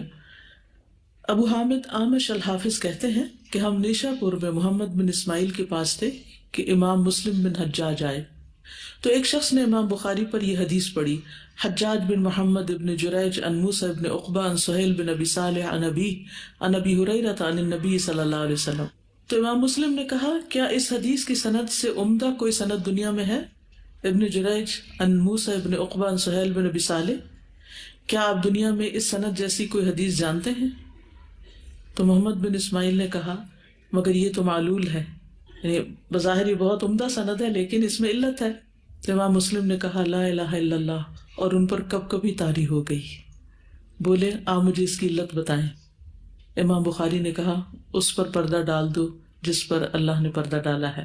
یہ حدیث شاندار ہے، لوگ ایسے ہی روایت کرتے ہیں. ان حجاج ان ابن جریج. امام مسلم نے ان سے بہت اصرار کیا اور ان کا سر چوما اور قریب تھا کہ رونا شروع کر دیں. تو امام بخاری نے کہا اگر اس کے بغیر کوئی چارہ نہیں تو لکھو. یعنی جب دیکھا کہ بہت زیادہ اصرار ہے، کہا حدثنا موسیٰ بن اسماعیل حدثنا موسیٰ بن عقبہ عن عون بن عبداللہ قال قال رسول اللہ صلی اللہ علیہ وسلم، یعنی اصل سند بتائی. تو امام مسلم نے کہا آپ سے وہی شخص بغض رکھے گا جو آپ کا حاسد ہے، یعنی ورنہ باقی سب محبت کریں گے، صرف وہی آپ سے نفرت کریں گے جو آپ سے حسد کرتے ہیں. اور میں گواہی دیتا ہوں، یہ امام مسلم کہہ رہے ہیں، یہ عام بندے کی گواہی نہیں ہے، کسی جاہل کی گواہی نہیں ہے، ایک امام کی گواہی ہے جو یعنی کہ ان کے قریب تر ہے درجے میں، کہ میں نے دنیا میں آپ جیسا کوئی نہیں دیکھا. اسی طرح امام بخاری کے اساتذہ کے بارے میں بھی کچھ جان لینا چاہیے. ان کے اساتذہ کی تعداد بے شمار ہے، ان گنت ہے، یعنی پوری طرح ان کی کاؤنٹنگ نہیں کی جا سکتی. لیکن ان میں سب سے زیادہ مشہور امام احمد بن حنبل جو خود ایک عظیم محدث ہیں اور فقیہ. ان کی کتاب کا کیا نام ہے؟ مسند امام احمد. اسحاق ابن راہوی، یہ بھی بہت بڑے محدث ہیں اور یہ بھی بغداد میں تھے. ان کا کوئی خاص واقعہ یاد ہے؟ انہی کے کہنے پر امام بخاری نے صحیح البخاری لکھی تھی، انہی کی مجلس میں یہ بات شروع ہوئی تھی. یحییٰ ابن معین، ابو نعیم فضل ابن دکین، مکی بن ابراہیم بلخی، محمد بن عبداللہ انصاری، ابو عاصم شیبانی اور محمد بن یوسف فریابی جو استاد ہیں ان کے. فربری جو ہے وہ راوی ہیں بخاری کے. امام بخاری کہتے ہیں کہ میں نے 1080 شیوخ سے حدیث لکھی ہے، وہ سب کے سب محدث تھے، یعنی بڑے درجے کو پہنچے ہوئے تھے، عام استاد نہیں تھے. اسی طرح امام بخاری کے شاگردوں کی تعداد بھی بے شمار ہے. امام بخاری سے ہر شہر کی کثیر مخلوق نے حدیث حاصل کی ہے. امام نووی کہتے ہیں، امام نووی کی کسی کتاب کا نام بتائیے. ریاض الصالحین. جی آپ پڑھتے ہیں، ہو سکتا ہے کسی دن کوئی آپ سے پوچھے ریاض الصالحین کا مؤلف کون ہے، تھا نام نہ آئے تو امام نووی ہے. الاربعون النوویہ جو ہے یہ بھی ان کی کتاب ہے جس کو اللہ سبحانہ وتعالیٰ نے بہت زیادہ قبولیت بخشی. بہرحال وہ کہتے ہیں کہ جہاں تک امام بخاری سے حدیث لینے والوں کا تعلق ہے تو وہ شمار کیے جانے سے کہیں زیادہ ہیں، اور اس سے زیادہ مشہور ہے کہ ان کا تذکرہ کیا جائے۔ ان کی مجلس میں 20,000 سے زائد لوگ ان سے حدیث لینے کے لیے موجود ہوتے۔ آج 20,000 لوگ کہاں پائے جاتے ہیں؟ اسٹیڈیمز میں۔ آج امت مسلمہ کھیل دیکھنے کی شوقین تو ہو گئی ہے، لیکن حدیث سننے کی یا دین کا علم حاصل کرنے کے نہیں، ایون دنیا کا علم حاصل کرنے کے لیے بھی نہیں۔ تو ان کی ایک ایک مجلس میں 20,000 لوگ بھی ہوتے تھے۔ مشہور ائمہ جنہوں نے بخاری سے براہ راست سنا ان کے نام ہیں امام ابو الحسن، اور صحیح مسلم کے جو مؤلف ہیں مسلم بن حجاج، ابو عیسیٰ الترمذی، ابو عبد الرحمن النسائی۔ اب یہ جو سنن کے خود اتنے بڑے بڑے مقام کو پہنچے ہوئے ہیں یہ امام بخاری کے شاگرد ہیں۔ ابو حاتم، ابو زرع، ابو بکر بن خزیمہ، محمد بن عبداللہ متین۔ امام فربری کہتے ہیں کہ امام بخاری سے 70,000 لوگوں نے صحیح بخاری کا سماع کیا، یعنی 70,000 لوگوں نے ان سے براہ راست حدیث حاصل کی ہے، اور وہ کہتے ہیں کہ اب میرے علاوہ اسے کوئی روایت کرنے والا باقی نہیں رہا۔ بخاری کی جو روایات ہیں ان میں فربری کی روایت جو ہے بہت مشہور ہے۔ اسی طرح کہا یہ جاتا ہے کہ احادیث روایت کرنے کے ساتھ ساتھ ان کا اپنا سنت پر مکمل طور پر عمل بھی تھا، یعنی احادیث کو یاد کرنے کے ساتھ ساتھ ان پر عمل بھی کیا۔ وکیع بن جراح ایک بڑے بلند پایا محدث تھے، وہ فرمایا کرتے ہیں اگر حدیث یاد کرنا چاہو تو اس پر عمل کرو، یاد ہو جائے گی۔ یعنی یاد کرنے کا طریقہ کیا ہے کہ اس پر عمل کرو۔ امام احمد بن حنبل کے بارے میں بھی آتا ہے کہ میں نے جتنی بھی احادیث روایت کی میں نے کوشش کی کہ ان پر عمل کروں، خواہ ایک بار ہی کیوں نہ، اور اسی وجہ سے ان کے اس کام میں اور اس کتاب میں اتنی برکت ہوئی۔ اس کے بارے میں یہ بھی کہتے ہیں کہ جب امام بخاری اس کو لکھ رہے تھے تو ہر حدیث کے لکھنے سے پہلے غسل کیا کرتے تھے، 2 نفل حاجت پڑھتے تھے، پھر اس کے بعد حدیث لکھا کرتے تھے کہ کوئی ایسی چیز اس میں نہ آ جائے کہ جہاں دین کے فائدے کی بجائے کچھ نقصان ہو۔ حدیث میں آتا ہے نا کہ اپنی اولاد کو تیر اندازی اور پیراکی اور گھڑ سواری اور یہ چیزیں سکھاؤ، تو اگرچہ یہ ان کا شوق نہیں تھا اور نہ ان کا فن تھا، لیکن احادیث میں اس کی فضیلت بیان ہوئی ہے۔ تو کہتے ہیں کہ امام بخاری تیر اندازی کی مشق کے لیے سوار ہو کر میدان میں جاتے اور کرنے کی کوشش کرتے تاکہ اس سنت پر بھی عمل ہو جائے۔ بعض اوقات یہ ہوتا ہے نا کہ ہم بڑی بڑی چیزوں کو تو لیتے ہیں لیکن کچھ چیزوں کو بالکل اگنور کر دیتے ہیں کہ یہ تو معمولی سنتیں۔ اصل چیز تو محبت کی ہے کہ اگر آپ نے یہ چیز پسند کی ہے تو چلے، اگر ہمارا یہ پیشہ نہیں، کام نہیں، یا ہم اس کے اہل نہیں، تو ایک آدھ دفعہ کر کے تو دیکھیں تاکہ سنت تو پوری ہو جائے، قسم تو ٹوٹ جائے۔ اسی طرح کہتے ہیں کہ ایک دفعہ ایسے ہی تیر اندازی شروع ہوئی، امام بخاری کا تیر ایک پل پر جو کسی نہر پہ بنا ہوا تھا اس کی ایک ایسی جگہ پہ جا لگا کہ پل کو نقصان پہنچ گیا۔ آپ فوراً سواری سے اتر کر پل کے پاس گئے اور تیر کو میخ سے نکالا اور آواز دی۔ ان کے شاگرد کہتے ہیں ہم پاس پہنچے تو آپ نے افسوس سے میری طرف مخاطب ہو کر کہا، ابو جعفر تم اس پل کے مالک کے پاس جاؤ اور کہو کہ ہم سے تمہارا پل خراب ہو گیا ہے، اگر تم اجازت دو تو تمہارا پل جیسا تھا ویسا ہی بنا دے، یا تمہاری خوشی ہو تو ہم سے اس کی قیمت لے لو۔ یعنی ایک تیر جا کے لگا پل کے کسی ایسی جگہ پر جہاں کیل تھا اور وہاں کچھ ٹوٹ گیا تو اب اس کی فکر کر رہے ہیں۔ ہمارا یہ اخلاق ہے کہ ہم گزرتے گزرتے کچھ توڑ دیں اور پھر اس کو اٹھائیں بھی۔ ہم تو راہ جاتے ایکسیڈنٹس کرتے ہیں اور پھر غائب ہو جاتے ہیں۔ انسانوں کو مار کے بھی ہمیں یاد نہیں رہتا کہ خدا بھی پوچھنے والا ہے، پلٹ کے دیکھیں تو صحیح، پوچھیں تو صحیح کہ کیا گزری۔ یعنی ہم سب اپنی زندگی پہ نظر دوڑائیں کہ کیا کبھی ایسا ہوا کہ کسی سے کوئی چیز دی، مثلا بعض اوقات ہم کسی سے کتاب ادھاری لیتے ہیں، ذرا آپ 2 دن کے لیے کتاب دے دیجیے، اور اس کی ایسی تباہی پھیرتے ہیں کہ بالکل پرواہ نہیں کرتے کہ کیسے کھول رہے ہیں، کیسے اس کے ورقے پلٹ رہے ہیں، جلد اکھیڑ کے اوپر داغ دھبے لگا کے اس کو خراب کر کے دوسرے کو واپس کر دی۔ اور اگر کوئی ناراضگی کا اظہار کرے بھی تو الٹا اس کو بلیم کرتے کہ تمہارا اتنا چھوٹا دل ہے۔ ہم اپنی زندگی میں سوچیں کہ کبھی ہم نے کسی کا نقصان کر کے اس کو پورا کرنے کی کوشش کی اور پھر اس کے مالک کو کبھی تلاش کیا اور کبھی معذرت ہی کر لی ہو کہ آپ کی یہ چیز مجھ سے خراب ہو گئی۔ ہم کہتے نہیں، بتانا ہی مت، تم ذکر ہی نہ کرنا، چھپا جاؤ۔ چھپا کے کہاں لے جائیں گے؟ کبھی سوچا ہم نے؟ کہاں چھپائیں گے؟ چھپ سکتا ہے کسی کا نقصان کر کے، چھپ سکتا ہے دنیا میں، چھپ سکتا ہے اللہ کے ہاں تو نہیں چھپ سکتا۔ اصل میں تو مشکل یہ کہ یہ اخلاق ختم ہو گیا ہم سے، اور بنے ہوئے ہم مسلمان ہیں، بہت اچھے، بہت پرہیزگار مسلمان ہیں۔ کہتے ہیں کہ پل کے مالک حمید بن الاخصر نے کہلا بھیجا، امام بخاری کو میرا سلام کہو اور عرض کرو کچھ مذائقہ نہیں، میرا کل مال اور میری ساری دولت آپ پر قربان، آپ بالکل فکر نہ کریں۔ یہ اتنا خوبصورت جملہ کیوں سننے کو ملا؟ आजिज़ी के बदले ना, और ये आजिज़ी की अलामत होती है ना कि मुझसे खता होगी, गलती हो गई, आप ले लीजिए मुझसे जो इसका लेना चाहें। ये किया तो इतना खूबसूरत जवाब मिला कि मेरी सारी दौलत आप पे कुर्बान, आप फिक्र न करें।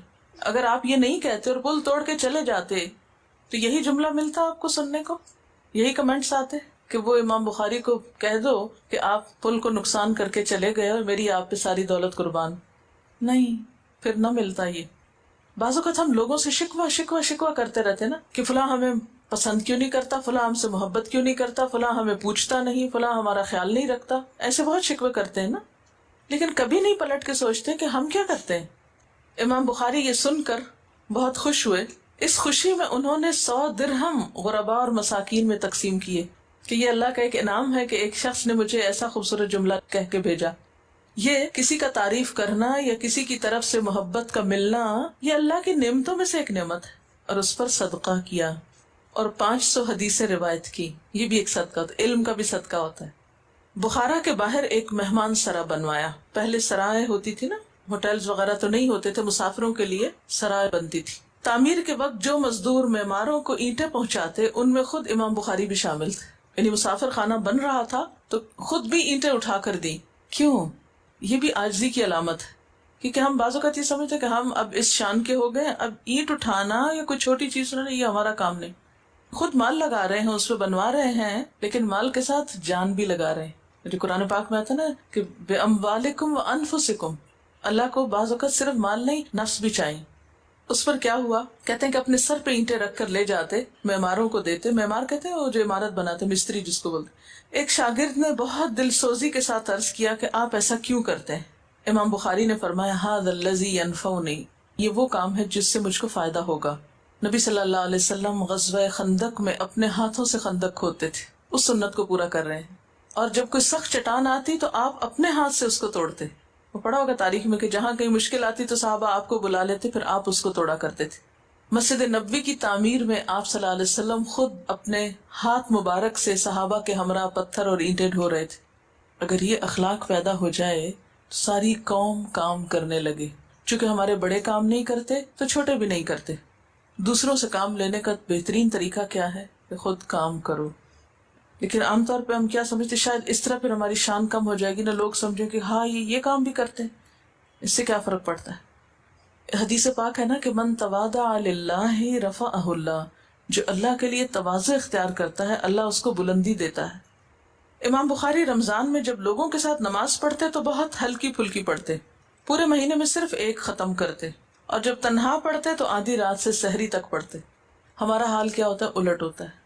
अगर हमें कहीं पढ़ाने का मौका मिल जाए तो हम खूब लंबी पढ़ेंगे, और जब तन्हा पढ़ेंगे तो बस काम खत्म कर देंगे। वर्राक कहते हैं कि किताब तफसीर लिखने के वक्त, बुखारी में किताब तफसीर भी आती है, उसे लिखने के वक्त रात में 15-20 बार उठते, एक रात में चिराग जलाकर हदीसों पर निशान लगाते।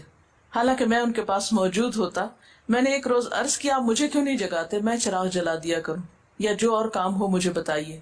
आपके शागिर्द थे जो आपके साथ रहते थे, वर्राक, जिनका जिक्र बार बार आ रहा है। जवाब में फरमाया, तुम जवान आदमी हो, मैं तुम्हारी नींद खराब नहीं करना चाहता। तो बार बार क्यों उठते थे कि वो नींद में भी उसी काम में मशगूल होते, जैसे आप कभी कभी टेस्ट की वजह से मशगूल होते हैं। तो वो कहीं टेस्ट तो नहीं देते थे, मगर अपने शौक और जज्बे के साथ। हम में कितने लोग ऐसे हैं कि जो किसी टेस्ट के बगैर इस तरह पढ़े कि वाकई पढ़े। हम खुद से काम लेना जानते नहीं, और खुद से काम लेने का तरीका ये कि हमेशा एक टारगेट रखें, इतने दिनों में मुझे ये काम पूरा करना है, और फिर आप देखें हो जाएगा। अगर आप अपना टारगेट रखें ना, इतने दिनों में सूरतुल बकरा करनी है, इतने दिनों में मुझे ये लिखना है, इतने दिनों में ये मुझे पूरा करना है, डेडलाइन खुद को खुद दिया करें, घड़ी इतनी दूर जाने से पहले मैं ये काम मुकम्मल कर लूंगी, तो हो जाएगा। कहते हैं कि इमाम बुखारी जिस खित्ता जमीन पर भी जाते थे, अपने सफर के दौरान मुसलमानों का इस कदर हुजूम होता कि हमारे पास ये लिखते हैं कि उसके लिए अल्फाज काफी नहीं। यानी जब आपने अपने इल्म में पुख्तगी हासिल कर ली तो लोगों को इस कदर फायदा हुआ उससे कि जहां भी जो सुनता कि आप तशरीफ लाए हैं तो एक हुजूम हो जाता, दिल धरने को जगह ना मिलती। बुखारी की तकमील के बाद जब बुखारा का इरादा किया और बुखारा वालों को आपकी तशरीफ आवरी की खबर पहुंची तो सारा शहर इस्तकबाल के लिए उमड़ आया।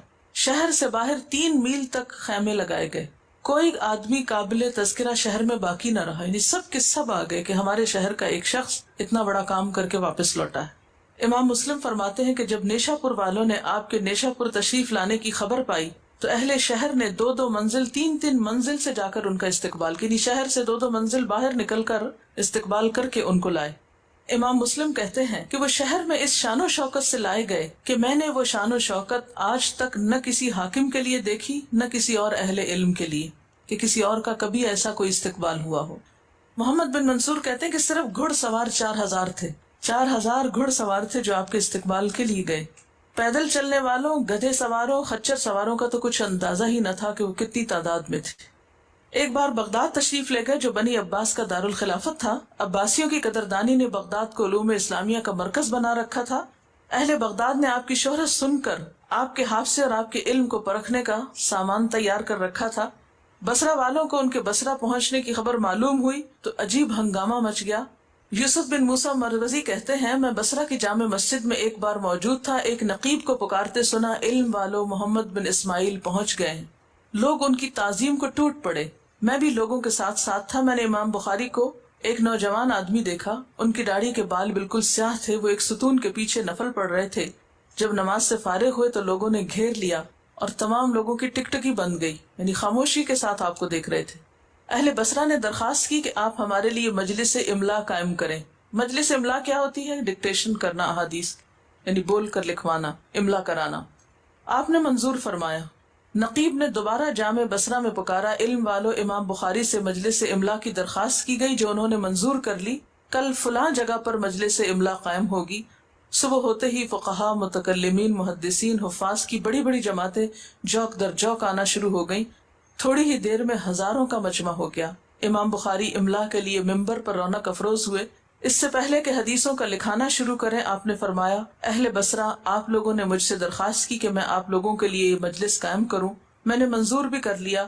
میں ابھی کم سن جوان ہوں، میں چاہتا ہوں تمہارے شہر بصرہ کی حدیثوں کو جو تمہارے پاس نہیں میں بیان کروں، یعنی تمہارے شہر کی روایت شدہ حدیثیں جو تمہارے پاس نہیں وہ بیان کروں۔ اس سے آپ اندازہ کریں نا علم کا۔ اس پر بصرہ والے حیران ہوئے اور ان کا شوق دوبالا ہو گیا۔ یہ ایک حکمت کی بات ہے نا کہ وہ چیز بیان کی جس سے واقعی ان کو فائدہ پہنچے، نہ کہ ایک ریپیٹیشن۔ نگاہیں اشتیاق میں اٹھنے لگی، آواز آئی اور پہلی حدیث کا املا یوں ہوا، حدثنا عبداللہ بن عثمان بن جبلہ، اور آخر تک اس حدیث کو لکھا کر آپ نے فرمایا، بصرہ والو یہ حدیث تمہارے پاس منصور کے واسطے سے نہیں ہے بلکہ اور واسطوں سے ہے۔ اصل میں تھوڑی سی ٹیکنیکل بات ہے، یہ جو کہا جاتا نا 70,000 حدیثیں روایت کی اور اتنے ہزار روایت کی، تو یہ 70,000 کہاں سے بن گئی؟ کیا ٹوٹل حدیثوں کی تعداد 70,000 ہی ہے؟ ہوتا یہ ہے کہ مثلاً آپ نے پڑھا ہی ہوگا کہ مثلا انما الاعمال بالنیات اگر ایک حدیث ہے اور اس کی 10 ڈفرینٹ چینز ہیں تو اس کو 10 حدیثیں شمار کیا جاتا ہے۔ ہم تو حدیث صرف ٹیکسٹ کا نام سمجھتے ہیں نا، جبکہ محدثین کے نزدیک حدیث کیا ہے؟ سند اور متن دونوں۔ اور اگر سند میں ایک راوی کا بھی فرق ہو جاتا ہے کسی چین میں تو وہ ایک نئی حدیث بن جاتی۔ ہم تو یہ سوچیں کہ اچھا یہ اگر حدیث تھی تو بس ٹھیک تھا، اب اس میں منصور نہیں تو نہ صحیح، اس سے کیا فرق پڑتا ہے؟ لیکن علم کے شوق رکھنے والوں کو اس سے بہت بڑا فرق پڑتا ہے کہ یہ ایک نئی کلیکشن ہے، میرے پاس اس روایت کی حدیث نہیں، لہٰذا یہ بھی آ گئی تو وہ سپورٹو ہوتی ہے نا ایک حدیث دوسرے کی۔ اگر ایک چین سے آپ کو ایک چیز پہنچی اور ایک دوسرے چین سے بھی وہی پہنچ رہی ہے تو اس چین نے اس کو سپورٹ کر دیا۔ تو جن لوگوں کو علم کی پختگی چاہیے ہوتی ہے وہ صرف یہ نہیں دیکھتے کہ ٹیکسٹ میں کیا، پر وہ یہ بھی دیکھتے ہیں کہ کتنے ڈفرینٹ چین سے یہ چیز میرے تک آ رہی۔ یہ عام لوگوں کا شوق نہیں ہوا کرتا، یہ علم والوں کا شوق ہوتا ہے۔ امام بخاری کی زندگی کے آخر میں ان پر کچھ افراد نے حسد کی وجہ سے کچھ الزامات لگائے، جن میں سے ایک الزام یہ تھا کہ آپ قرآن کو یا قرآن کے الفاظ کو مخلوق مانتے ہیں۔ مسئلہ خلق قرآن سن رکھا ہے آپ نے؟ جبکہ یہ آپ کے اوپر ایک غلط الزام تھا۔ آپ بخارا میں گئے تو وہاں پر آپ کو اس کی وجہ سے کافی تکلیف کا سامنا کرنا پڑا۔ آپ بخارا سے نکل کر بیکن پہنچے، کیونکہ یہ الزام بہت زیادہ مشہور کر دیا گیا تھا، اس لیے بیکن کے لوگ بھی 2 حصوں میں تقسیم ہو گئے۔ ایک فریق امام بخاری کو بے قصور سمجھتا جبکہ دوسرا آپ پر الزام رکھتا۔ اس اختلاف کی وجہ سے آپ نے وہاں رہنا بھی مناسب نہ سمجھا۔ اس درمیان میں سمرقند کے لوگوں کو امام بخاری کے بیکن تشریف لانے کی خبر پہنچ گئی۔ انہوں نے آپ سے درخواست کی کہ آپ سمرقند تشریف لا کر وہاں پر درس و تدریس کا کام کریں۔ سمرقند کے قریب ایک بستی جس کا نام خرتم تھا، وہاں پر اپنے ایک رشتہ دار کے پاس تشریف فرما ہوئے۔ عبد القدوس بن مختار کہتے ہیں کہ خرطم پہنچ کر ایک روز میں نے ان کو تہجد کی نماز کے بعد دعا کرتے سنا، خدایا تیری زمین باوجود کشادہ ہونے کے مجھ پر تنگ ہو گئی ہے، مجھے اپنے پاس بلا لے۔ خدا نے یہ دعا قبول کر لی اور چند روز بعد آپ کی وفات ہو گئی۔ غالب بن جبریل جن کے ہاں امام بخاری رہ رہے تھے، وہ کہتے ہیں کہ چند روز تک امام بخاری میرے مکان پر بالکل صحیح اور تندرست تھے، آخر بیمار ہوئے۔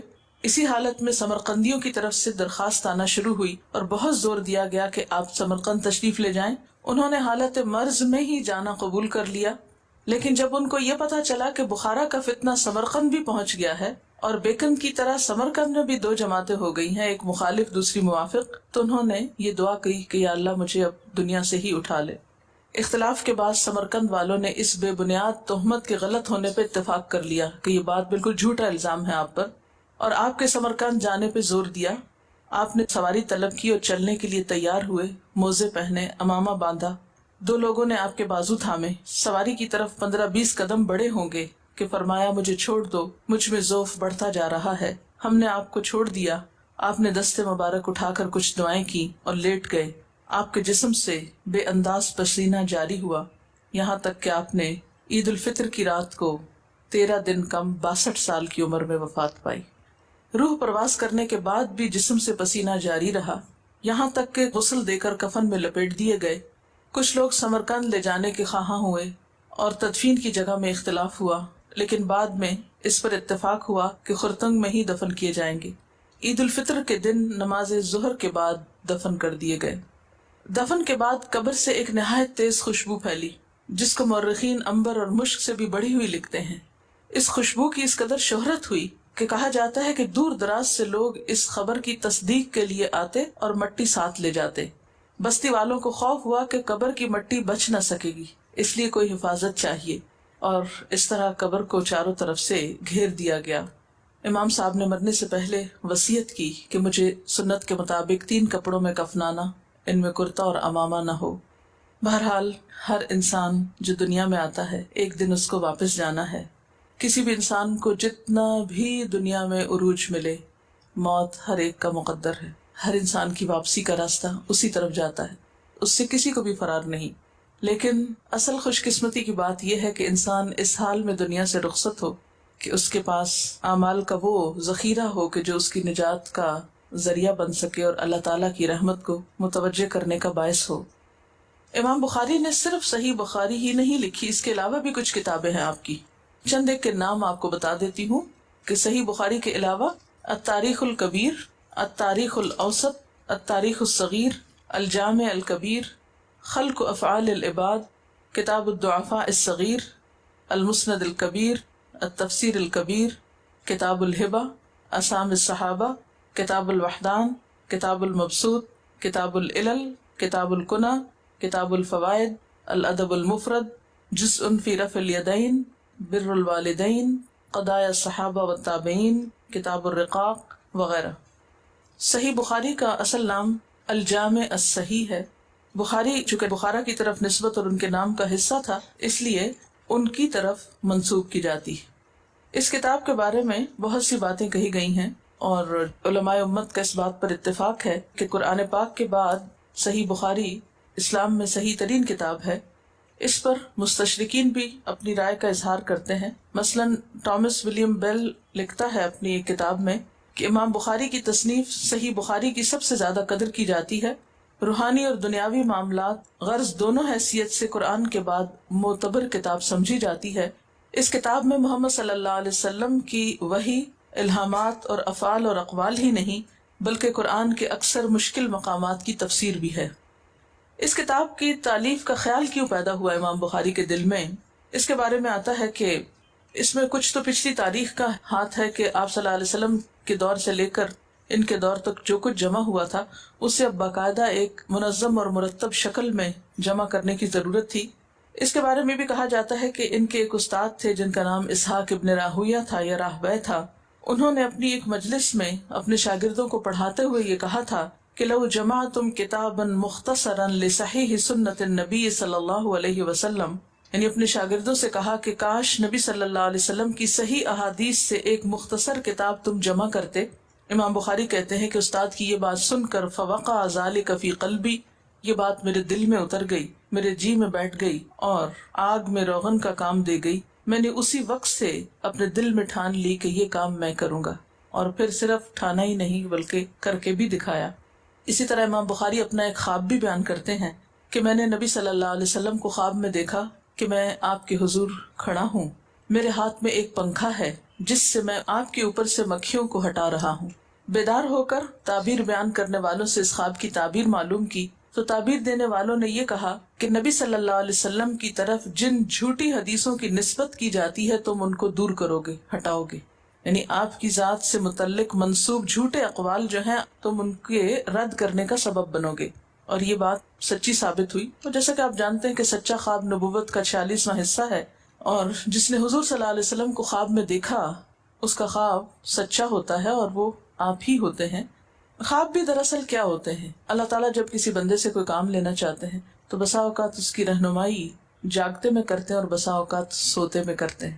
بہت سی چیزوں کے بارے میں انسان جب کوئی فیصلہ نہیں کر پاتا یا کوئی کام کرنے کے لیے اللہ تعالیٰ دل میں الہام کرتے ہیں کہ یہ کام تمہارے حق میں اچھا ہے یا برا. بعض اوقات جیسے استخارے کے بعد بھی خواب دیکھتے ہیں آپ، یا استخارے کے بغیر بھی خواب دیکھتے ہیں، تو خوابوں کے ذریعے بھی انسانوں کی بسا اوقات رہنمائی کی جاتی ہے.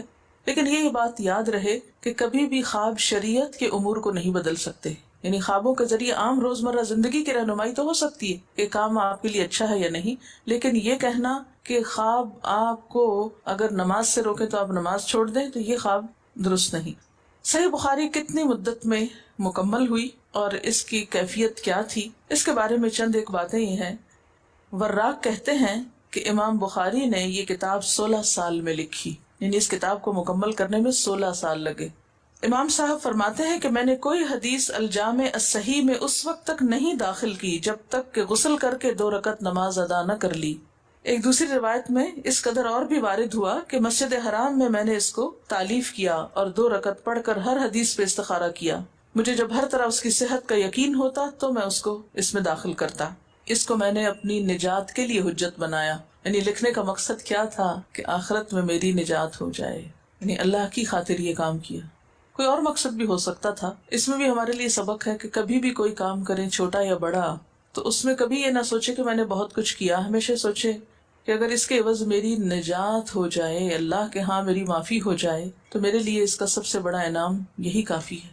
امام بخاری نے اپنے بعض ابواب کو حجرہ نبوی اور ممبر کے درمیان بیٹھ کر بھی لکھا، روضۃ من ریاض الجنہ جس کو کہتے ہیں. اور وہاں بھی آپ کا طریقہ کار کیا تھا؟ اسی طرح 2 رکعت نماز پڑھتے اور پھر حدیث لکھتے. اور کتاب التفسیر لکھتے وقت نہ صرف یہ کہ دن کو کام کیا بلکہ راتوں کو بھی کئی بار اٹھ کر نشان لگاتے اور سو جاتے، پھر نشان لگاتے اور اس کے بعد ان کو درج کرتے. اس کتاب کو لکھنے کے بعد ایسا نہیں کہ وہ کتاب لکھی ہوئی بند پڑی، بلکہ انہوں نے خود بھی اس کو پڑھایا، یعنی خود تالیف کر کے پھر اس کو پڑھایا. اور کہتے ہیں کہ 90,000 لوگوں نے آپ سے یہ کتاب آپ کی زبانی سنی تھی. یعنی ایک ایک کر کے نہیں بلکہ اکٹھی ایک ایک مجلس میں کئی ہزار لوگ ہوتے ہوں گے. اور پھر ان میں صرف عام قسم کے لوگ نہیں تھے، بڑے بڑے علماء بھی شامل تھے کہ جو آپ سے یہ کتاب سنا کرتے تھے. امام احمد بن حنبل، علی بن مدینی، یحییٰ بن معین، ان کے سامنے بھی اس کو پیش کیا گیا. سب نے پسندیدگی کی نگاہ سے کتاب کو دیکھا اور بالاتفاق صحت کی شہادت دی، مگر 4 حدیثوں میں کلام کیا. یعنی 4 حدیثوں کے بارے میں ان علماء نے کچھ کلام کیا. وہ جو پڑھیں گے آپ تو اس میں آ جائے گی بات. صحیح بخاری کا اگرچہ نام جو مشہور اور معروف ہے وہ صحیح بخاری ہے، لیکن اس کا نام کیا ہے؟ الجامع الصحیح. یہ مختصر نام ہے لیکن مکمل نام ہے الجامع الصحیح من صلی اللہ علیہ وسلم وسننہ وایامہ. مطلب کیا ہے؟ الجامع یعنی ایک کمپریہنسو کتاب ہے، الصحیح جو صحیح ہے کس چیز کے بارے میں ہے؟ احادیث رسول صلی اللہ علیہ وسلم کے بارے میں، والسنن اور آپ کی سنتوں کے بارے میں، وایامہ اور آپ کے ایام کے بارے میں، یعنی تاریخ. ایام کا مطلب ہے ہسٹری. امام بخاری نے محض احادیث جمع ہی نہیں کی بلکہ ان کے اندر سے ان کو ابواب میں اس طرح تقسیم کیا کہ ان ابواب کے جو عنوانات بنائے ان کا خاص تعلق ہے احادیث کے ٹیکسٹ کے ساتھ. یعنی صرف حدیث نہیں بلکہ اس کے عنوان بھی ایک طرح سے تجویز کیے جن کو تراجم ابواب کہا جاتا ہے. بہت سی کتابیں اس کتاب کی شرح میں لکھی گئی ہیں. جیسے قرآن پاک کی تفسیر لکھی گئی ہے نا، اس کتاب کی شرحیں لکھی گئی ہیں. یعنی حدیث کی شرح ہوتی ہے، تفسیر نہیں کہلاتی. تفسیر کس کی کہلاتی ہے؟ قرآن پاک کی، اور شرح احادیث کی، جس کو ہم تشریح بھی بولتے ہیں یا حواشی کہتے ہیں ان کو. صرف ان کے نام پڑھوں گی. جیسے مثلاً اگر آپ قرآن پاک کی تفسیر کا نام لیتے ہیں، مثلاً ترجمان القرآن ہے، تفہیم القرآن ہے، معرف القرآن ہے، وغیرہ وغیرہ، تو یہ کیا ہے؟ تفسیر ہے جو اردو میں، عربی میں بھی ہے بے شمار. تو اسی طرح صحیح بخاری کی کچھ شرحوں کے نام، اگرچہ نام ذرا آپ کو انیوژل لگیں گے، عجیب لگیں گے، لیکن سننے میں حرج نہیں. یہ باتیں سن سن کے پھر ایک مزاج بنتا ہے انسان کا، کچھ ڈیفیکلٹ ورڈز کو سن کے انہیں اپنے اندر جذب کرنے کا. مثلاً اعلام السنن، شرح المحلب، مختصر شرح المحلب، الاجوبہ علی المسائل المستغربہ من البخاری، شرح السراج، شرح ابن بطال.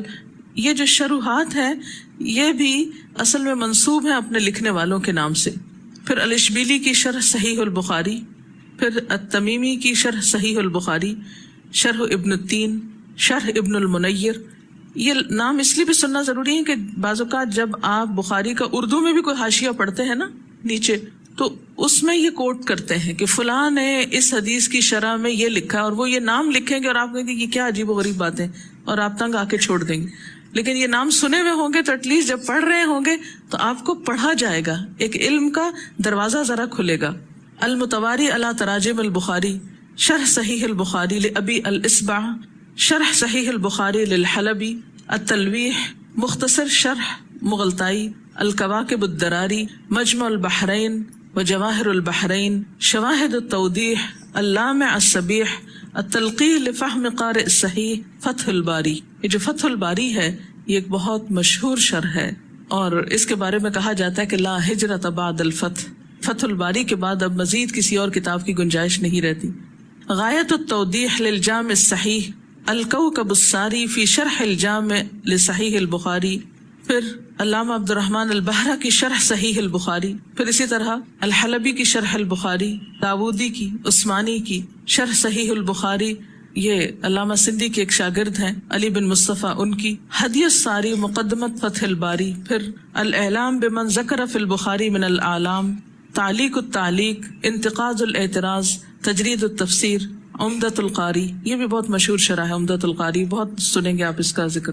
شرح صحیح البخاری، التنقیح، نکت، مصابیح الجامع، التوشیح علی الجامع الصحیح، اور اس کے علاوہ بہت سی اور جن کی تعداد 86 ہے، اور یہ تعداد ہے 1320 ہجری تک کی، اس کے بعد کی نہیں. اس سے آپ اندازہ لگا سکتے ہیں کہ اس کتاب کو کس قدر توجہ دی گئی اور کتنے لوگوں نے اس کے اوپر اپنی محنت کی. عربی میں جو کل شروحات ہیں وہ 108 ہیں، پھر اردو میں ہیں، اردو اور انگریزی وغیرہ میں ان کو ملا کر تعداد 142 بنتی ہے تقریباً. یہ بھی پرانی باتیں ہیں. موجودہ دور میں مزید کچھ نہ کچھ اور کام ہوا ہے، اور ہر دور میں کام ہوتا ہی رہا ہے. سوال ہے کہ امام بخاری کی کتاب کو اصح الکتاب بعد کتاب اللہ کہا گیا. حضور صلی اللہ علیہ وسلم نے بھی فرمایا میں 2 چیزیں چھوڑ کر جا رہا ہوں، جب تک ان پر قائم رہوگے گمراہ نہ ہوگے، کتاب اللہ اور سنت رسول اللہ. کتاب اللہ کے بعد درست ترین کتاب بخاری شریف کو مانا گیا، اور اس میں کوئی اختلاف بھی نہیں. تو پھر امام بخاری کے اجتہاد کی اہمیت کیا ہے، اور اس کے مقابلے میں دیگر ائمہ کرام کے اجتہاد کی اہمیت کیا ہے؟ بات یہ ہے کہ ہمیں ایک مسلمان ہونے کی حیثیت سے جتنے بھی ائمہ کرام ہیں، علماء کرام جو مجتہدین کے درجے پہ پہنچے، ہمیں ان کی عزت کرنی چاہیے، احترام کرنا چاہیے، اور ان کو مصیب سمجھنا چاہیے. مصیب کا مطلب یہ کہ انہوں نے درست ہی کیا. یہ نہیں کرنا چاہیے کہ ان کے اوپر لعنتان یا ان کو برا بھلا، یا ایک کو دوسرے کے مقابلے میں حقیر ثابت کریں یا برا بھلا کہیں، اس لیے کہ مجتہد اگر غلطی بھی کرتا ہے تو بھی عند اللہ ماجور ہے، اس کو پھر بھی اجر مل جائے گا. لیکن اگر ہمیں پتہ چل جاتا ہے کہ وہ غلطی کرتا ہے تو پھر ہمیں اندھی تکلیف نہیں کرنی چاہیے کہ اسی کی بات لیں اور دوسرے کی چھوڑ دیں.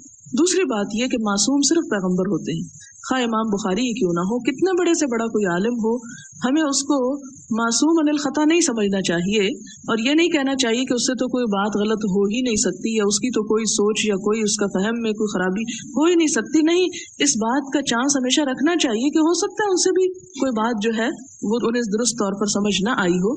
اس لیے اصل چیز یہ ہے کہ اگر امام بخاری ایک صحیح دلیل لاتے ہیں، ایک صحیح حدیث لاتے ہیں تو اس کو ہم لیں گے، لیکن اگر امام بخاری ایک منسوخ حدیث پر ایک حکم رکھتے ہیں تو ہم اس حکم کو نہیں لیں گے.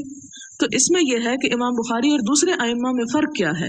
ایک ہلکا سا فرق یہ بتا دوں کہ امام بخاری نے جو اجتہاد کیا ہے اس میں وہ دلیل لے کر آئے ہیں اور ایک صحیح حدیث سے دلیل لائے ہیں، جبکہ دیگر ائمہ کے اجتہاد میں ہم ان کی کتابیں اگر پڑھتے ہیں تو اس میں آپ کو بہت سی چیزیں ضعیف بھی مل جائیں گی. یہ فرق ہے ایک بڑا واضح سا. لیکن اس کا یہ مطلب نہیں کہ اگر ان کے پاس دلائل اصح الکتب ہے اور صحیح ترین احادیث پر مبنی ہے ان کی کتاب، تو اس میں ایک ان سے خطا کبھی نہیں ہو سکتی. اگر ہم یہ سمجھتے ہیں تو ہم غلوف کر رہے ہیں. ہمیں اس غلوف سے بچنا چاہیے.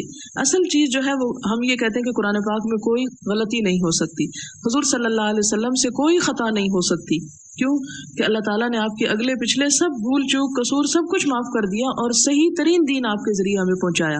لیکن یہ کہنا کہ اس کے بعد فلاں بھی اسی درجے پر ہے تو پھر وہ رسول اور ایک عام عالم میں فرق کیا رہا، تو یہ غلوب نہیں ہونا چاہیے. لیکن افسوس کے ساتھ کہنا پڑتا ہے کہ ہمارے ہاں تو اس قسم کے رجحان پرورش پا گئے کہ جس میں عام مجتہدین کو حضور صلی اللہ علیہ وسلم سے بھی بڑھ کے اہمیت دی جاتی، ان کی بات مان لی جاتی. حضور صلی اللہ علیہ وسلم سے اگر کوئی بات صحیح ترین بھی ثابت ہو تو ہم اس کو ماننے میں اعتراض کرتے ہیں یعنی جھجکتے ہیں. تو ہماری اصل چیز کیا ہونی چاہیے؟ اب دیکھیں کہ جیسے صحابہ کرام اپنی رائے سے فوراً رجوع کر لیتے ہیں کہ اچھا مجھے یہ حکم نہیں پتا تھا. تو اس میں یہ ہے کہ بخاری کا انتخاب بھی میں نے اسی وجہ سے کیا ہے کہ اس میں جو چیزیں آتی ہیں ان کے ساتھ صحیح دلیل ہے. جہاں جہاں اگر کوئی منسوخ یا کوئی ایسا حکم ہے تو دوسرے ائمہ کرام کے اس پہ نقد موجود ہے، اس کو پھر ساتھ بیان کر دیا جاتا ہے جس سے معاملہ جو ہے وہ واضح ہو جاتا ہے. لیکن جو پڑھتے ہیں اس پر پوری تسلی اور شرح صدر ہو جاتا ہے. اسی وجہ سے اس کو چنا گیا ہے تاکہ آپ کے پاس جو نالج ہو دلیل کے ساتھ ہو، اوتھینٹک ہو، آپ عمل کریں، اطمینان کے ساتھ کریں کہ میں جو کر رہی ہوں انشاءاللہ اللہ تعالیٰ کے نزدیک اس کی قبولیت ہوگی کیونکہ میں ایک صحیح دلیل پر مبنی کام کر رہی ہوں. دیگر ائمہ کرام کے جہاں اجتہادات ہیں تو اس میں بھی آپ دیکھ سکتے ہیں، لیکن فی الحال آپ اتنے زیادہ چیزوں کے اگر مکلف کر دیے جائیں شاید کچھ بھی کرنا ممکن نہ رہے. وآخر دعوانا ان الحمد للہ رب العالمین.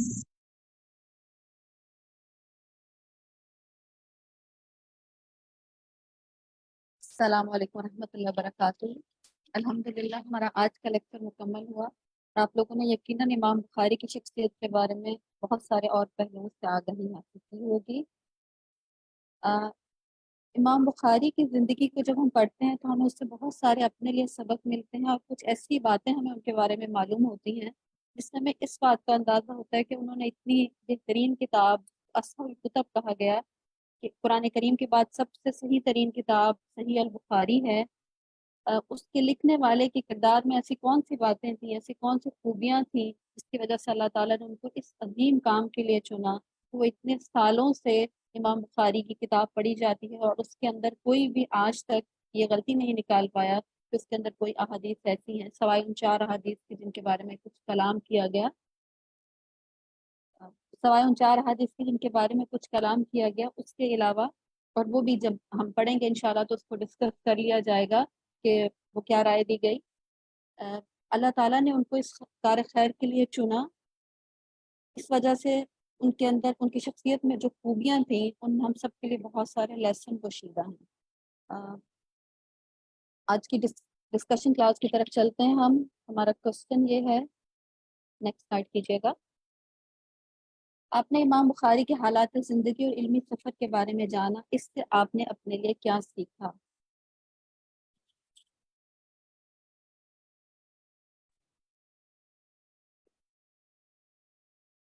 آپ اس کے لیے ہینڈ ریز کر کے آنسر کر سکتے ہیں. جی میں بات کروں شبانہ؟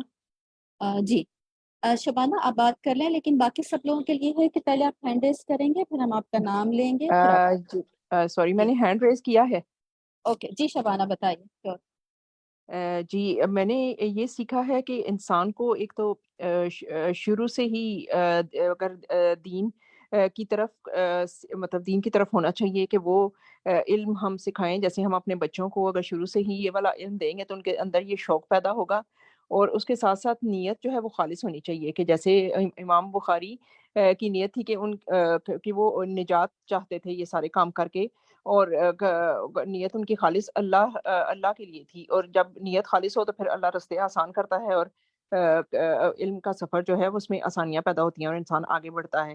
تو اور پھر کنسسٹنٹلی اس کام میں لگے رہنا. اگر دینی کام کا شوق ہے تو اس کو کنسسٹنٹلی کرتے رہنا، اس کے اندر کوئی ایسا وقفہ نہ آئے، اور علم کو سیکھتے جائیں اور لوگوں تک پہنچاتے جائیں تاکہ خود بھی علم بڑھتا جائے اور لوگوں تک بھی زیادہ سے زیادہ پہنچتا جائے. جزاک اللہ شبانہ. اپنا مائک آف کر لیجئے. آپ سب سے گزارش ہے کہ بات مختصر کریں، اور زیادہ اچھا رہے گا کہ آپ نے جو ان کے بارے میں آج پڑھا ان کے واقعات سے ریلیٹ کر کے بتائیے کہ آپ نے اس واقعے سے یہ سبق سیکھا. جی سونی ندیم آپ نے ہینڈ ریز کیا ہوا ہے. جی السلام علیکم. میں نے ایک تو یہ سیکھا ہے کہ ایک تو وہ جو جس طرح وہ غیبت سے بچے ہیں، اور دوسرا وہ جو مسجد میں جو انہیں ایک تنکا بھی نظر آیا تھا کہ یعنی آپ کو کہیں بھی کوئی چھوٹی سی بھی چیز نظر آئے اس کو بھی آپ اٹھائیں اور صاف رکھیں مسجد کو. اور ایک یہ غیبت سے اور دوسرے جو نیت جو انہوں نے کاروبار کے سلسلے میں نیت کی تھی، حالانکہ ابھی زبان سے کچھ نہیں قرار کیا تھا لیکن نیت پہ ہی انہوں نے اپنا کام تجارت کر لی تھی. ان 3 چیزوں سے مجھے سبق ملا ہے. جزاک اللہ. عائشہ طارق آپ کچھ بتانا چاہیں گی؟ جی الحمدللہ میں نے اس سے جو سیکھا ہے، الحمدللہ میں قرآن کا کورس بھی کر رہی ہوں اور اس میں بار بار امام بخاری کا میرے ذہن میں رہتا تھا، اور اس میں یہ میں نے سیکھا ہے کہ جو ان کی بار بار ریپیٹیشن اس بات میں ہوئی ہے کہ وضو کر کے غسل کر کے وہ کوئی حدیث لکھتے تھے، تو اس کی کہیں نہ کہیں بہت زیادہ امپورٹنس ہے کہ ہم جب پڑھ رہے سیکھ رہے تو ہمیں اکثر ہو رہا ہے کہ اکثر لوگ بھی کہہ رہے ہوتے ہیں تبدیلی تو کوئی نہیں آ رہی ہے، سیکھ رہے ہیں. تو مجھے لگتا ہے کہ ہمیں پہلے اپنی نیت کو خالص اور یہ والے جو سٹیپس ہیں یہ کرنے چاہیے انشاءاللہ. جزاک اللہ. افشاں اشفاق آپ کچھ کہنا چاہیں گے کہ آج کے لیسن سے پرٹیکولرلی بتائیں کہ آج کے لیسن میں جو آپ نے پڑھا اس سے آپ کیا جی السلام علیکم. وعلیکم السلام. بہت ساری باتیں سیکھنے کے لیے، لیکن ایک بات جو مجھے پرسنلی کلک کی وہ جو ان کا یہ رویہ تھا ان لوگوں کے ساتھ جنہوں نے ان کے بارے میں باتیں کی. انہوں نے ان کے ساتھ کچھ ایسا نہیں انٹریکشن کیا، اللہ کی طرف رجوع کیا. اللہ سے کہا کہ جو میرے لیے زمین تنگ کر دی گئی ہے تو مجھے اپنے پاس بلا لے.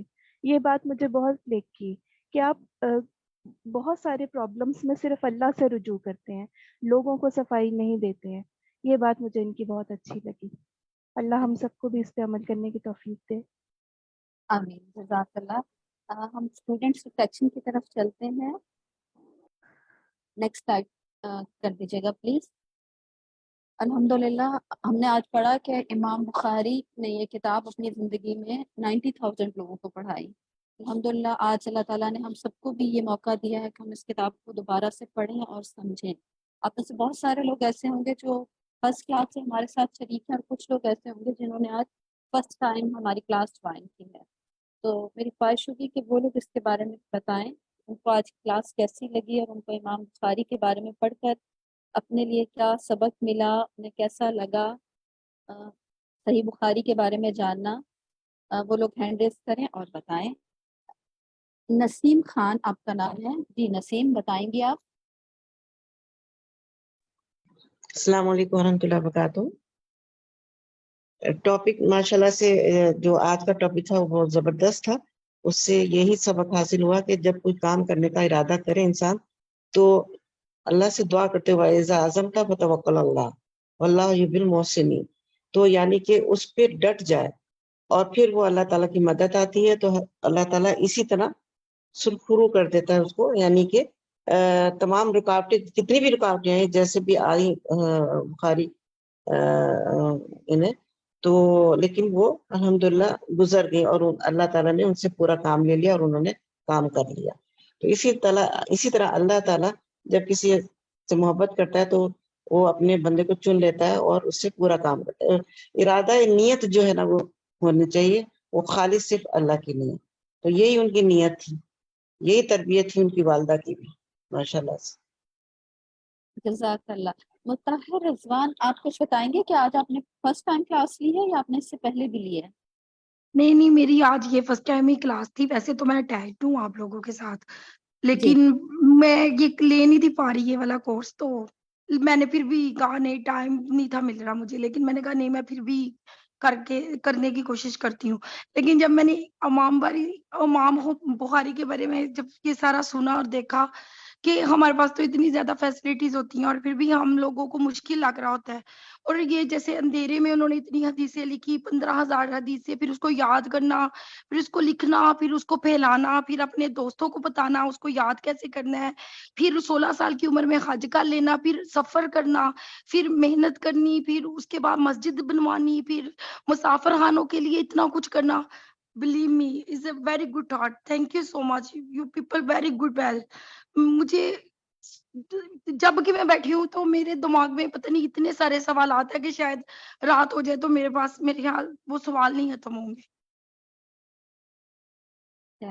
जज़ाकल्लाह खैरा मुताहिर, अपना माइक ऑफ कर लीजिए।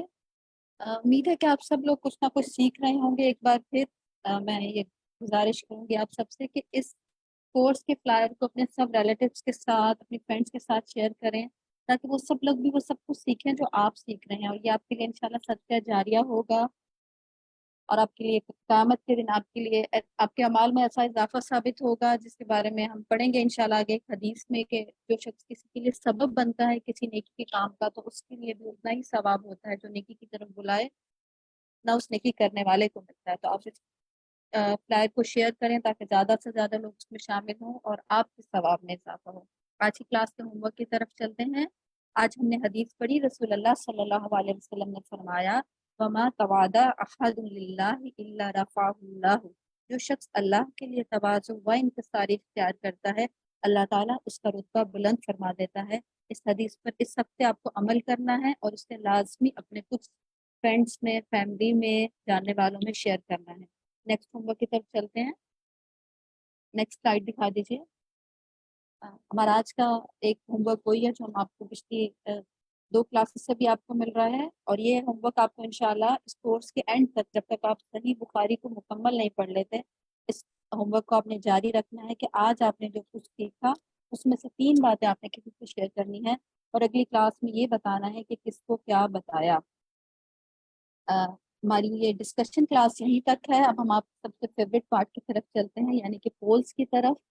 सबसे जो हमारा पोल 1 है वो Shafaq conduct करवाएंगी। Over to you Shafaq. जी, अस्सलाम वालेकुम वरहमतुल्लाहि वबरकातुहू।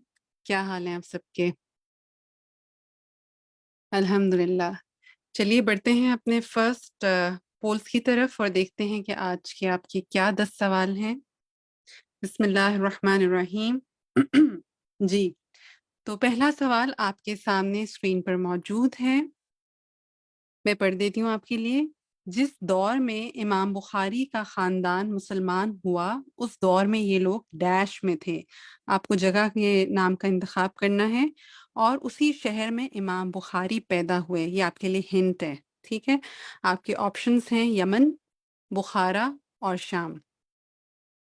मेक श्योर कीजिएगा कि आप हर आंसर जो है उसको सेलेक्ट करें ताकि एंड में आपका क्विज पोल सबमिट हो सके। सवाल नंबर 2 को देखते हैं। इमाम बुखारी की विलादत 13 शव्वाल डैश को हुई। आपके ऑप्शंस हैं 194 हिजरी, 152 हिजरी या फिर 164 हिजरी। सवाल नंबर 3 को देखिए। इमाम बुखारी के वालिद डैश थे और डैश भी थे। आपके ऑप्शंस हैं ताजिर और मुफस्सिर थे, ताजिर और मुहद्दिस थे या फिर ताजिर और फ़कीह थे। जी। सवाल नंबर 4 है, इमाम बुखारी का नाम है मोहम्मद बिन इब्राहीम या फिर मोहम्मद बिन इस्माइल या फिर मोहम्मद बिन इसहाक। आपको सही नाम जो है उसका इंतखाब करना है। सवाल नंबर 5 है कि इमाम बुखारी डैश साल की उम्र के बाद मकतब से फारिग हुए। उसी वक्त से उन्होंने मुहद्दिसीन के पास जाना शुरू किया और उनकी मजलिसों में बैठने लगे। तो आपने यहाँ पर आइडेंटिफाई करना है कि उनकी एज क्या थी। आपके ऑप्शंस हैं 10 साल, 15 साल या फिर 18 साल। सवाल नंबर 6 को देखिए। इमाम बुखारी की कुव्वत हाफ़ज़ा बेमिसाल थी। उन्हें डैश से ज़ायद हदीसें ज़ुबानी याद थीं। आपके ऑप्शंस हैं 17,000, 27,000 या फिर 70,000। जी, तो हम पहुँचे सवाल नंबर 6 तक, और हमारे कुछ साथी ज़ूनी, सारा और शाज़ी जो हैं वो ये क्विज़ कर भी चुके हैं। अल्लाहुम्मा बारिक। अभी देखते हैं आपके रिज़ल्ट्स को इंशाल्लाह कुछ देर में। क्वेश्चन नंबर 7 को देखते हैं। इमाम बुखारी ने मदीना आने के बाद 9 उम्री ही में अपनी किताब डैश लिखी। ये जो तीनों किताबों के नाम हैं ये उन्होंने लिखी, लेकिन आपको स्पेशली आइडेंटिफाई करना है कि वो कौन सी किताब है जो उन्होंने 9 उम्री में लिखी थी। किताबों के नाम हैं अत-तारीखुल औसत, अत-तारीखुल कबीर या अल अदबुल मुफरद। जी। सवाल नंबर 8 है, मोहम्मद बिन सलाम बिकंदी इमाम बुखारी के डैश हैं। शागिर्द हैं, उस्ताद हैं या फिर हम जमात। जी। سوال نمبر 9 کو دیکھیے، امام بخاری نے خاص طور پر علل حدیث پر کام کیا ہے، اس سے مراد کسی بھی حدیث کے اندر چھپا ہوا ڈیش ہوتا ہے جو عام لوگوں کو روایت میں نظر نہیں آتا. کیا وہ مفہوم ہوتا ہے یا پھر ذوف ہوتا ہے؟ آخری سوال کو دیکھیے کہ امام بخاری کہتے ہیں کہ میں نے ڈیش سے حدیث لکھی ہیں، وہ سب کے سب محدث تھے. 1080 شیوخ سے حدیث لکھی ہیں یا پھر 580 شیوخ سے یا پھر 980 شیوخ. تو یہاں پر جو ہے آپ کے 10 کویسچنس کوئز پول 1 کے کمپلیٹ ہوتے ہیں، اور ماشاءاللہ آپ لوگ بہت جلدی جلدی جو ہے وہ کر بھی رہے ہیں. ہمارے پاس کچھ 1-2 منٹ ہیں، اگر آپ کوئی بھی سوال ایسا جو کہ آپ پوچھنا چاہیں ایڈمیشنز کے حوالے سے یا پھر اپنے کورس کے حوالے سے، anything that you wish to ask, you can raise your hand انشاءاللہ، اور یہ کہ میں آپ کو گائیڈ کر دوں گی اس حوالے سے. سب سے پہلے جو ہے وہ جس سیکوینس میں آپ کے ہینڈ نظر آ رہے ہیں اسی سیکوینس میں پوچھ لیجیے. جی رحیلہ آپ پوچھیے. رحیلہ رحمان.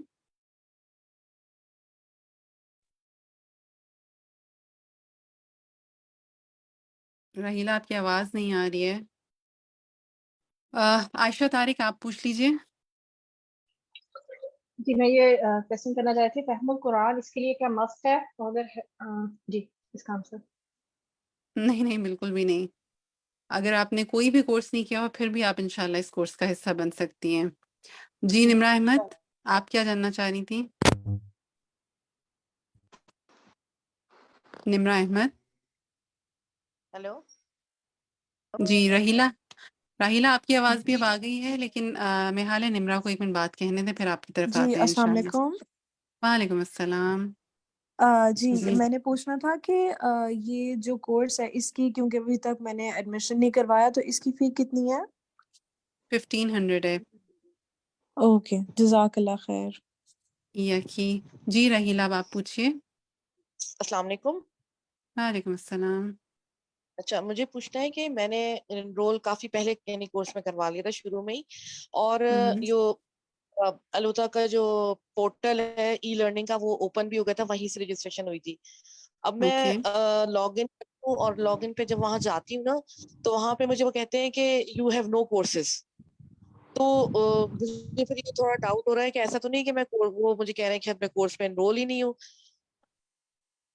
اچھا ایسا ہے کہ آپ مجھے جو ہے نا پرائیویٹ چیٹ پہ بھی میسج کیجیے گا ایک دفعہ، ٹھیک ہے؟ میں پیچھے فائنانس سے آپ کا تب تک چیک کر لوں گی انشاءاللہ. نام میں نے آپ کا لکھ لیا اپنے پاس، ٹھیک ہے؟ تو انشاءاللہ ول سارٹ اٹ آؤٹ، ٹھیک ہے؟ Don't worry about it. جی اسما شبیر یا کی. جی السلام علیکم باجی. میرا بھی یہی آ جی رہا تھا کہ نائمہ باجی نے مجھے شفٹ کر دیا تھا، لیکن ابھی تک میں گروپ میں نہیں آئی نا، میرا گروپ میں آ ہی نہیں رہا، اور میرا پورٹل پہ آپ کا جو کیس ہے نا وہ ایکسکلوسو ہے، اور انشاءاللہ تعالیٰ جو ہے نا ابھی اس کے اوپر کام ہوگا. مین وائل تب تک جو ہے نا آپ کو لنک بھیج دیا جائے گا اور آپ اس سے انشاءاللہ کلاس جوائن کر سکتے ہیں. ڈونٹ وری اباؤٹ اٹ انشاءاللہ. میرے پاس آپ کا نام آ گیا ہوا ہے. جی ڈاکٹر نسیم آپ کا لاسٹ لے لیتے ہیں. جی السلام علیکم. میں یہ پوچھنا چاہ رہی ہوں، میں نے فکل کلور میں رجسٹرڈ ہو گئی ہوں، اب کل اس جی کی کلاس ہے، میں اس سے پہلے تیاری کرنا چاہ رہی ہوں، تو میں وہ کہاں سے پڑھوں؟ کوئی بک ہے؟ آئی ہیو گاٹ دا بک. اچھا یو ہیو دا بک. تو آپ ایسا کیجئے کہ آپ کو کیا واٹس ایپ کا لنک نہیں آیا ابھی تک؟ جوائن کرنے کا نہیں، ای مجھے میل نہیں آیا؟ ای میل آ گئی ہے، ای میل آ گئی ہے کہ آپ رجسٹرڈ اچھا ہو بس گئی ہیں. صحیح ہے، میں نے پرفیکٹ. کروا اگر لیا. آپ رجسٹر ہو گئی ہیں تو بس آپ ایڈمن شافیہ کو میسج کر دیجئے، وہ آپ کو سب کچھ جو ہے وہ انشاءاللہ بھیج دیں گی، ٹھیک ہے؟ کل ہے نا کلاس، تو کل کے لیے اس سے پہلے میں پڑھنا چاہتی ہوں. جی جی بالکل. بس آپ نے کرنا صرف اتنا سا ہے کہ آپ ایڈمن شافیہ کو میسج کیجئے، انشاءاللہ وہ آپ کو جو ہے وہ گائیڈ کر دیں گے اس حوالے سے. چلیے جی بڑھتے ہیں اپنا ریزلٹس کی طرف اور دیکھتے ہیں. ماشاءاللہ مور دین 77% ساتھی جو ہیں وہ اس کو کر چکے ہیں. دیکھتے ہیں کیا رہے ہمارے آج کے ریزلٹس. جی تو ریزلٹس جو ہیں وہ آپ کے سامنے اسکرین پر موجود ہیں، ان کو دیکھ لیتے ہیں ایک دفعہ. پہلا سوال دیکھتے ہیں کہ جس دور میں امام بخاری کا خاندان مسلمان ہوا اس دور میں یہ لوگ بخارا میں تھے، اور اس کا جواب جو ہے 96% ساتھیوں نے الحمدللہ صحیح دیا. سوال نمبر 2 کو دیکھتے ہیں کہ امام بخاری کی ولادت 13 شوال 194 ہجری کو ہوئی، اور اس کا جواب جو ہے وہ 61% ساتھیوں نے صحیح دیا. ٹھیک ہے، تھوڑا کنفیوزنگ ہو سکتا ہے. اب آپ اس کو جو ہے نا ایک جگہ کہیں ہائی لائٹ کر کے لکھ لیجئے. پھر ہم نے آپ سے پوچھا تھا کہ پروفیشن کے حوالے سے کہ امام بخاری کے والد جو تھے وہ تاجر اور محدث تھے، اور اس کا جواب 84% ساتھیوں نے الحمدللہ درست دیا ہے۔ سوال نمبر 4 یہ تھا کہ امام بخاری کا نام کیا ہے، تو اس کا درست جواب 79% ساتھیوں نے صحیح دیا ہے۔ تو اس کو تو بڑا بڑا کر کے جناب لکھ لیے کہ محمد بن اسماعیل جو ہے ان کا نام تھا، ٹھیک ہے۔ آپ میں سے بہت سارے لوگ جو ہیں محمد بن ابراہیم، میں حال فکر القلوب والے جو ہیں نا وہ ساتھی کنفیوز ہوئے ہیں، تو یہ ہے کہ آپ اس کو اپنے پاس درست کر لیجئے، محمد بن اسماعیل، ٹھیک ہے۔ اور پھر ہم نے آپ سے پوچھا کہ امام بخاری جو ہیں وہ 10 سال کی عمر کے بعد مکتب سے فارغ ہوئے، اسی وقت سے انہوں نے محدثین کے پاس جانا شروع کیا اور ان کی مجلسوں میں بیٹھنے لگے۔ تو یہاں پر یہ بات 89% ساتھی جو تھے وہ جانتے تھے، اللہم بارک۔ آگے بڑھتے ہیں سوال نمبر 6 کی طرف کہ امام بخاری کی قوت حافظہ بے مثال تھی، انہیں 70,000 سے زائد حدیثیں زبانی یاد تھیں، بائی ہارٹ ان کو جو ہیں وہ یاد تھیں، اور اس کا جواب جو ہے وہ 78% ساتھیوں نے درست دیا۔ تو آپ اس کو اپنے پاس دوبارہ دیکھ لیں کہ 70,000، not 27، not 17,000، ٹھیک ہے، 70,000 جو ہائیسٹ اس میں نمبر تھا۔ سوال نمبر 7 میں ہم نے پوچھا تھا کہ انہوں نے 9 عمری میں کون سی کتاب لکھی تھی، تو اس کا صحیح جواب 80% ساتھیوں نے دیا کہ التاریخ الکبیر، جی۔ اور سوال نمبر 8 میں ہم نے ان سے پوچھا تھا کہ وہ یہ بتائیے کہ محمد بن سلام بکندی جو تھے وہ امام بخاری کے کون تھے، تو اس کا جواب 80% ساتھیوں نے صحیح دیا کہ وہ ان کے استاد تھے۔ سوال نمبر جو 9 ہے اس کا درست جواب کیا تھا کہ امام بخاری نے خاص طور پہ حدیث پر کام کیا، تو ہم نے آپ سے پوچھا تھا کہ اس سے کیا مراد ہے، کیا وہ چھپی ہوئی چیز ہوتی ہے، تو اس کا صحیح جواب 62% ساتھیوں نے دیا کہ وہ ذوف ہوتا ہے جو عام لوگوں کو روایت میں نظر نہیں آتا۔ اور آخری سوال جو ہے اس میں یہ تھا کہ امام بخاری کہتے ہیں کہ میں نے 1080 شیوخ سے حدیث جو ہے وہ لکھی ہے، وہ سب کے سب محدث تھے، اس کا صحیح جواب 78% ساتھیوں نے درست دیا۔ چلیے جناب اب ہم بڑھتے ہیں اپنے کوئز 2 کی طرف، اور یہ آپ کے ساتھ جو ہے انشاءاللہ آپ کی جو ماڈریٹر ہیں بشرا شہباز وہ کنڈکٹ کریں گی۔ Bushra, mic is over to you now. Okay, جزاک اللہ صفا۔ کوئی پول 2 پلیز اسکرین پہ شیئر کر دیجیے۔ اب ہم اپنے سیکنڈ کو پول کی طرف چلتے ہیں، میں آپ کو وہ ریڈنگ کر کے بھی سنا دیتی ہوں۔ اس میں ہمارا فرسٹ جو کوشچن ہے وہ یہ ہے، امام بخاری نے صحیح بخاری ڈیش میں لکھی، یعنی کہ ہم پوچھنا یہ چاہ رہے ہیں کہ انہوں نے کتنے سال میں لکھی۔ اس کا پہلا آپشن ہے 10 سال، دوسرا آپشن ہے 15 سال، اور تیسرا آپشن ہے 16 سال۔ آپ کو ان میں سے درست آپشن سلیکٹ کرنا۔ سیکنڈ نمبر پہ چلتے ہیں، محدثین کے نزدیک اگر ایک حدیث کی 10 مختلف سندیں ہوں تو اس کو ڈیش شمار کیا جاتا ہے۔ اس میں آپشنز ہیں ہمارے پاس، ایک ہی حدیث، 10 احادیث،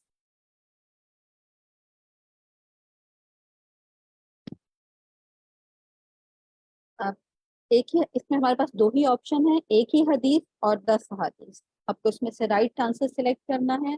نمبر 3 دیکھیے، امام بخاری فرماتے ہیں کہ انہوں نے کوئی حدیث الجامع الصحیح میں اس وقت تک داخل نہیں کی جب تک آپشن نمبر 1 دیکھیے 2 رکعت نماز ادا نہ کر لی، آپشن نمبر 2 دیکھیے 2 دینار صدقہ نہ کر لیے، آپشن نمبر 3 دیکھیے 2 رکوع قرآن کریم کے نہیں پڑھ لیے۔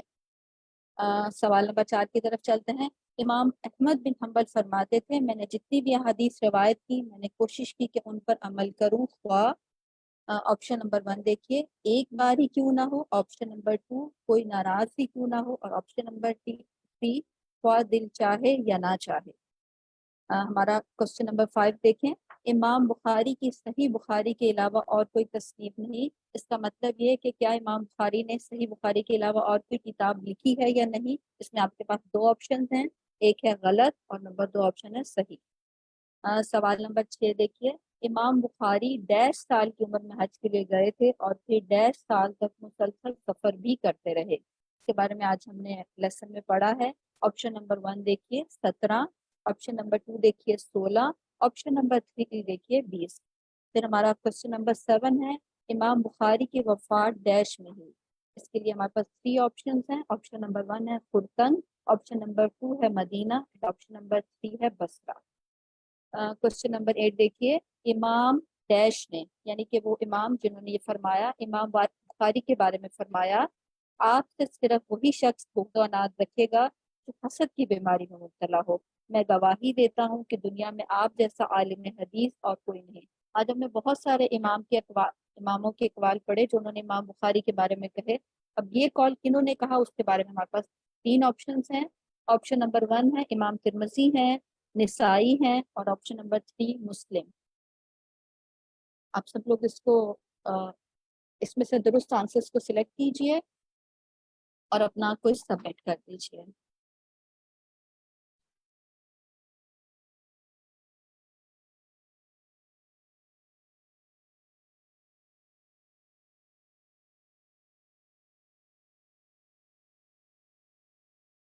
अल्हम्दुलिल्लाह बहुत सारे लोगों ने क्विज का आंसर सबमिट कर दिया है। हम आंसर्स की तरफ चलते हैं। ज्यादातर लोगों ने जवाब सही दिए हैं, बारकल्लाह। हमारा क्वेश्चन नंबर 1 था इमाम बुखारी ने सही बुखारी डैश में लिखी। इसका राइट आंसर था 16 साल में लिखी। जबकि ये जो राइट आंसर है ये हमें 85% लोगों ने राइट आंसर दिया है। जिन लोगों ने राइट आंसर नहीं दिया वो एक बार फिर इसको देख लें। इसको लेसन में फर्स्ट लेसन में भी रिपीट किया गया था और थर्ड लेसन में भी, आप इसको नोट डाउन कर लीजिए। हमारा सेकंड क्वेश्चन था मुहद्दिसीन के नज़दीक अगर एक हदीस की 10 मुख्तलिफ सनदें हों तो उसको डैश शुमार किया जाता है। हम आम जिंदगी में उसको एक ही हदीस समझते हैं, इसीलिए 36% लोगों ने उससे एक ही हदीस समझा है। लेकिन यहाँ पर हम बात कर रहे हैं मुहद्दिसीन कराम की। उनके नज़दीक हर हदीस जिसकी डिफरेंट सनद हो, जिसमें किसी भी जगह पर सनद में मुख्तलिफ सहाबी हों या मुख्तलिफ ताबई हों, वो एक अलग से हदीस बन जाती है। तो अगर एक हदीस की 10 मुख्तलिफ सनदें हों तो उसको 10 हदीस शुमार किया जाएगा, और ये राइट जवाब हमें दिया है 64% लोगों ने।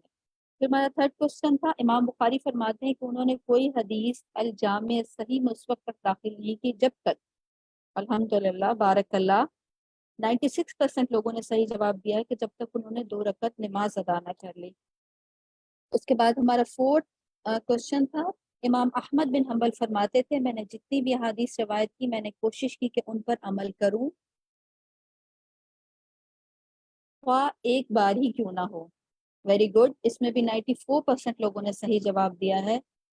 अगले क्वेश्चन की तरफ चलते हैं। क्वेश्चन नंबर 5 हमारा ये था कि इमाम बुखारी की सही बुखारी के अलावा और कोई तसनीफ नहीं, आपने इसके बारे में बताना था क्या ये बात गलत है या सही है। उसमें 87% लोगों ने सही जवाब दिया है कि ये बात गलत है। और आज हमने बहुत सारी उनकी किताबों के बारे में पढ़ा भी है जिनके नाम आपने PDF जो हमारा शेयर किया जाएगा उसमें भी लिखे हुए होंगे, आप उसको एक बार फिर पढ़ लीजिएगा। और इनके हवाले आप मुख्तलिफ जो उस्तादा के भी लेक्चर्स हैं और डिफरेंट किताबों में भी आप उन किताबों के हवाले पढ़ते रहते हैं। 87% लोगों ने इसका सही जवाब दिया। अगला हमारा जो सवाल था वो ये था कि इमाम बुखारी 1.5 साल की उम्र में हज के लिए गए थे और फिर 1.5 साल तक मुसलसल हज करते रहे। इसका सही जवाब था 16 साल तक, और अल्हम्दुलिल्लाह बारकल्लाह 94% लोगों ने इस सवाल का सही जवाब दिया है। फिर हमारा क्वेश्चन नंबर 7 ये था कि इमाम बुखारी की वफात डैश में हुई, जिसका जवाब 64% लोगों ने सही दिया है, जो कि फुरतान था। कुछ लोग उसमें थोड़ा सा कंफ्यूज हुए हैं। बसरा में वो गए थे बसरा, लेकिन आपने लेक्चर में सुना होगा कि बसरा में भी जब उनके खिलाफ एक गलत प्रोपेगेंडा शुरू हो गया तो फिर वहां से वो फुरतान चले गए थे और वहीं पर उनकी वफात हुई। फिर हमारा लास्ट क्वेश्चन ये था कि इमाम डैश ने इमाम बुखारी के बारे में फरमाया था कि आपसे सिर्फ वही शख्स बुग़्ज़-ओ-नाद रखेगा हसद की बीमारी में मुब्तला हो। मैं गवाही देता हूँ कि दुनिया में आप जैसा आलिम हदीस और कोई नहीं। तो ये बात जो थी उनके बारे में इमाम मुस्लिम ने कही थी, और ये 74% लोगों ने सही जवाब दिया है। अगर हम गौर करें तो इमाम मुस्लिम के इस कौल में हम सबके लिए कितनी बड़ी नसीहत है कि हम अक्सर लोगों से जो हमारे जैसा ही काम करते हैं हम उनके बारे में कैसे राय रखते हैं, और जो अहादीस के मुहद्दिसीन हैं वो कितनी खूबसूरत राय रखते हैं अपने साथियों के बारे में। और आपको शायद ये बात मालूम ही होगी कि सही बुखारी और सही मुस्लिम अहादीस की 2 सही तरीन किताबों में शामिल की जाती हैं। इसके साथ ही हमारी इस क्लास का टाइम मुकम्मल होता है। हम दुआ से इख्तिताम करते हैं। इंशाअल्लाह ताला नेक्स्ट क्लास में हम सही बुखारी की किताब को आगाज़ करेंगे, जो कि हमारा पहला जो किताब होगी वो पढ़ेंगे हम, किताब बदउल वही। آپ سب لوگ جنہوں نے ابھی تک رجسٹریشن نہیں کروائی وہ رجسٹریشن کروا لیں اور اپنے ساتھیوں کو بھی اس کی طرف انوائٹ کیجیے. جزاک اللہ خیرہ. سبحانک اللہم و بحمدک اشہد ان لا الہ الا انت استغفرک و اتوب الیک. السلام علیکم ورحمۃ اللہ وبرکاتہ.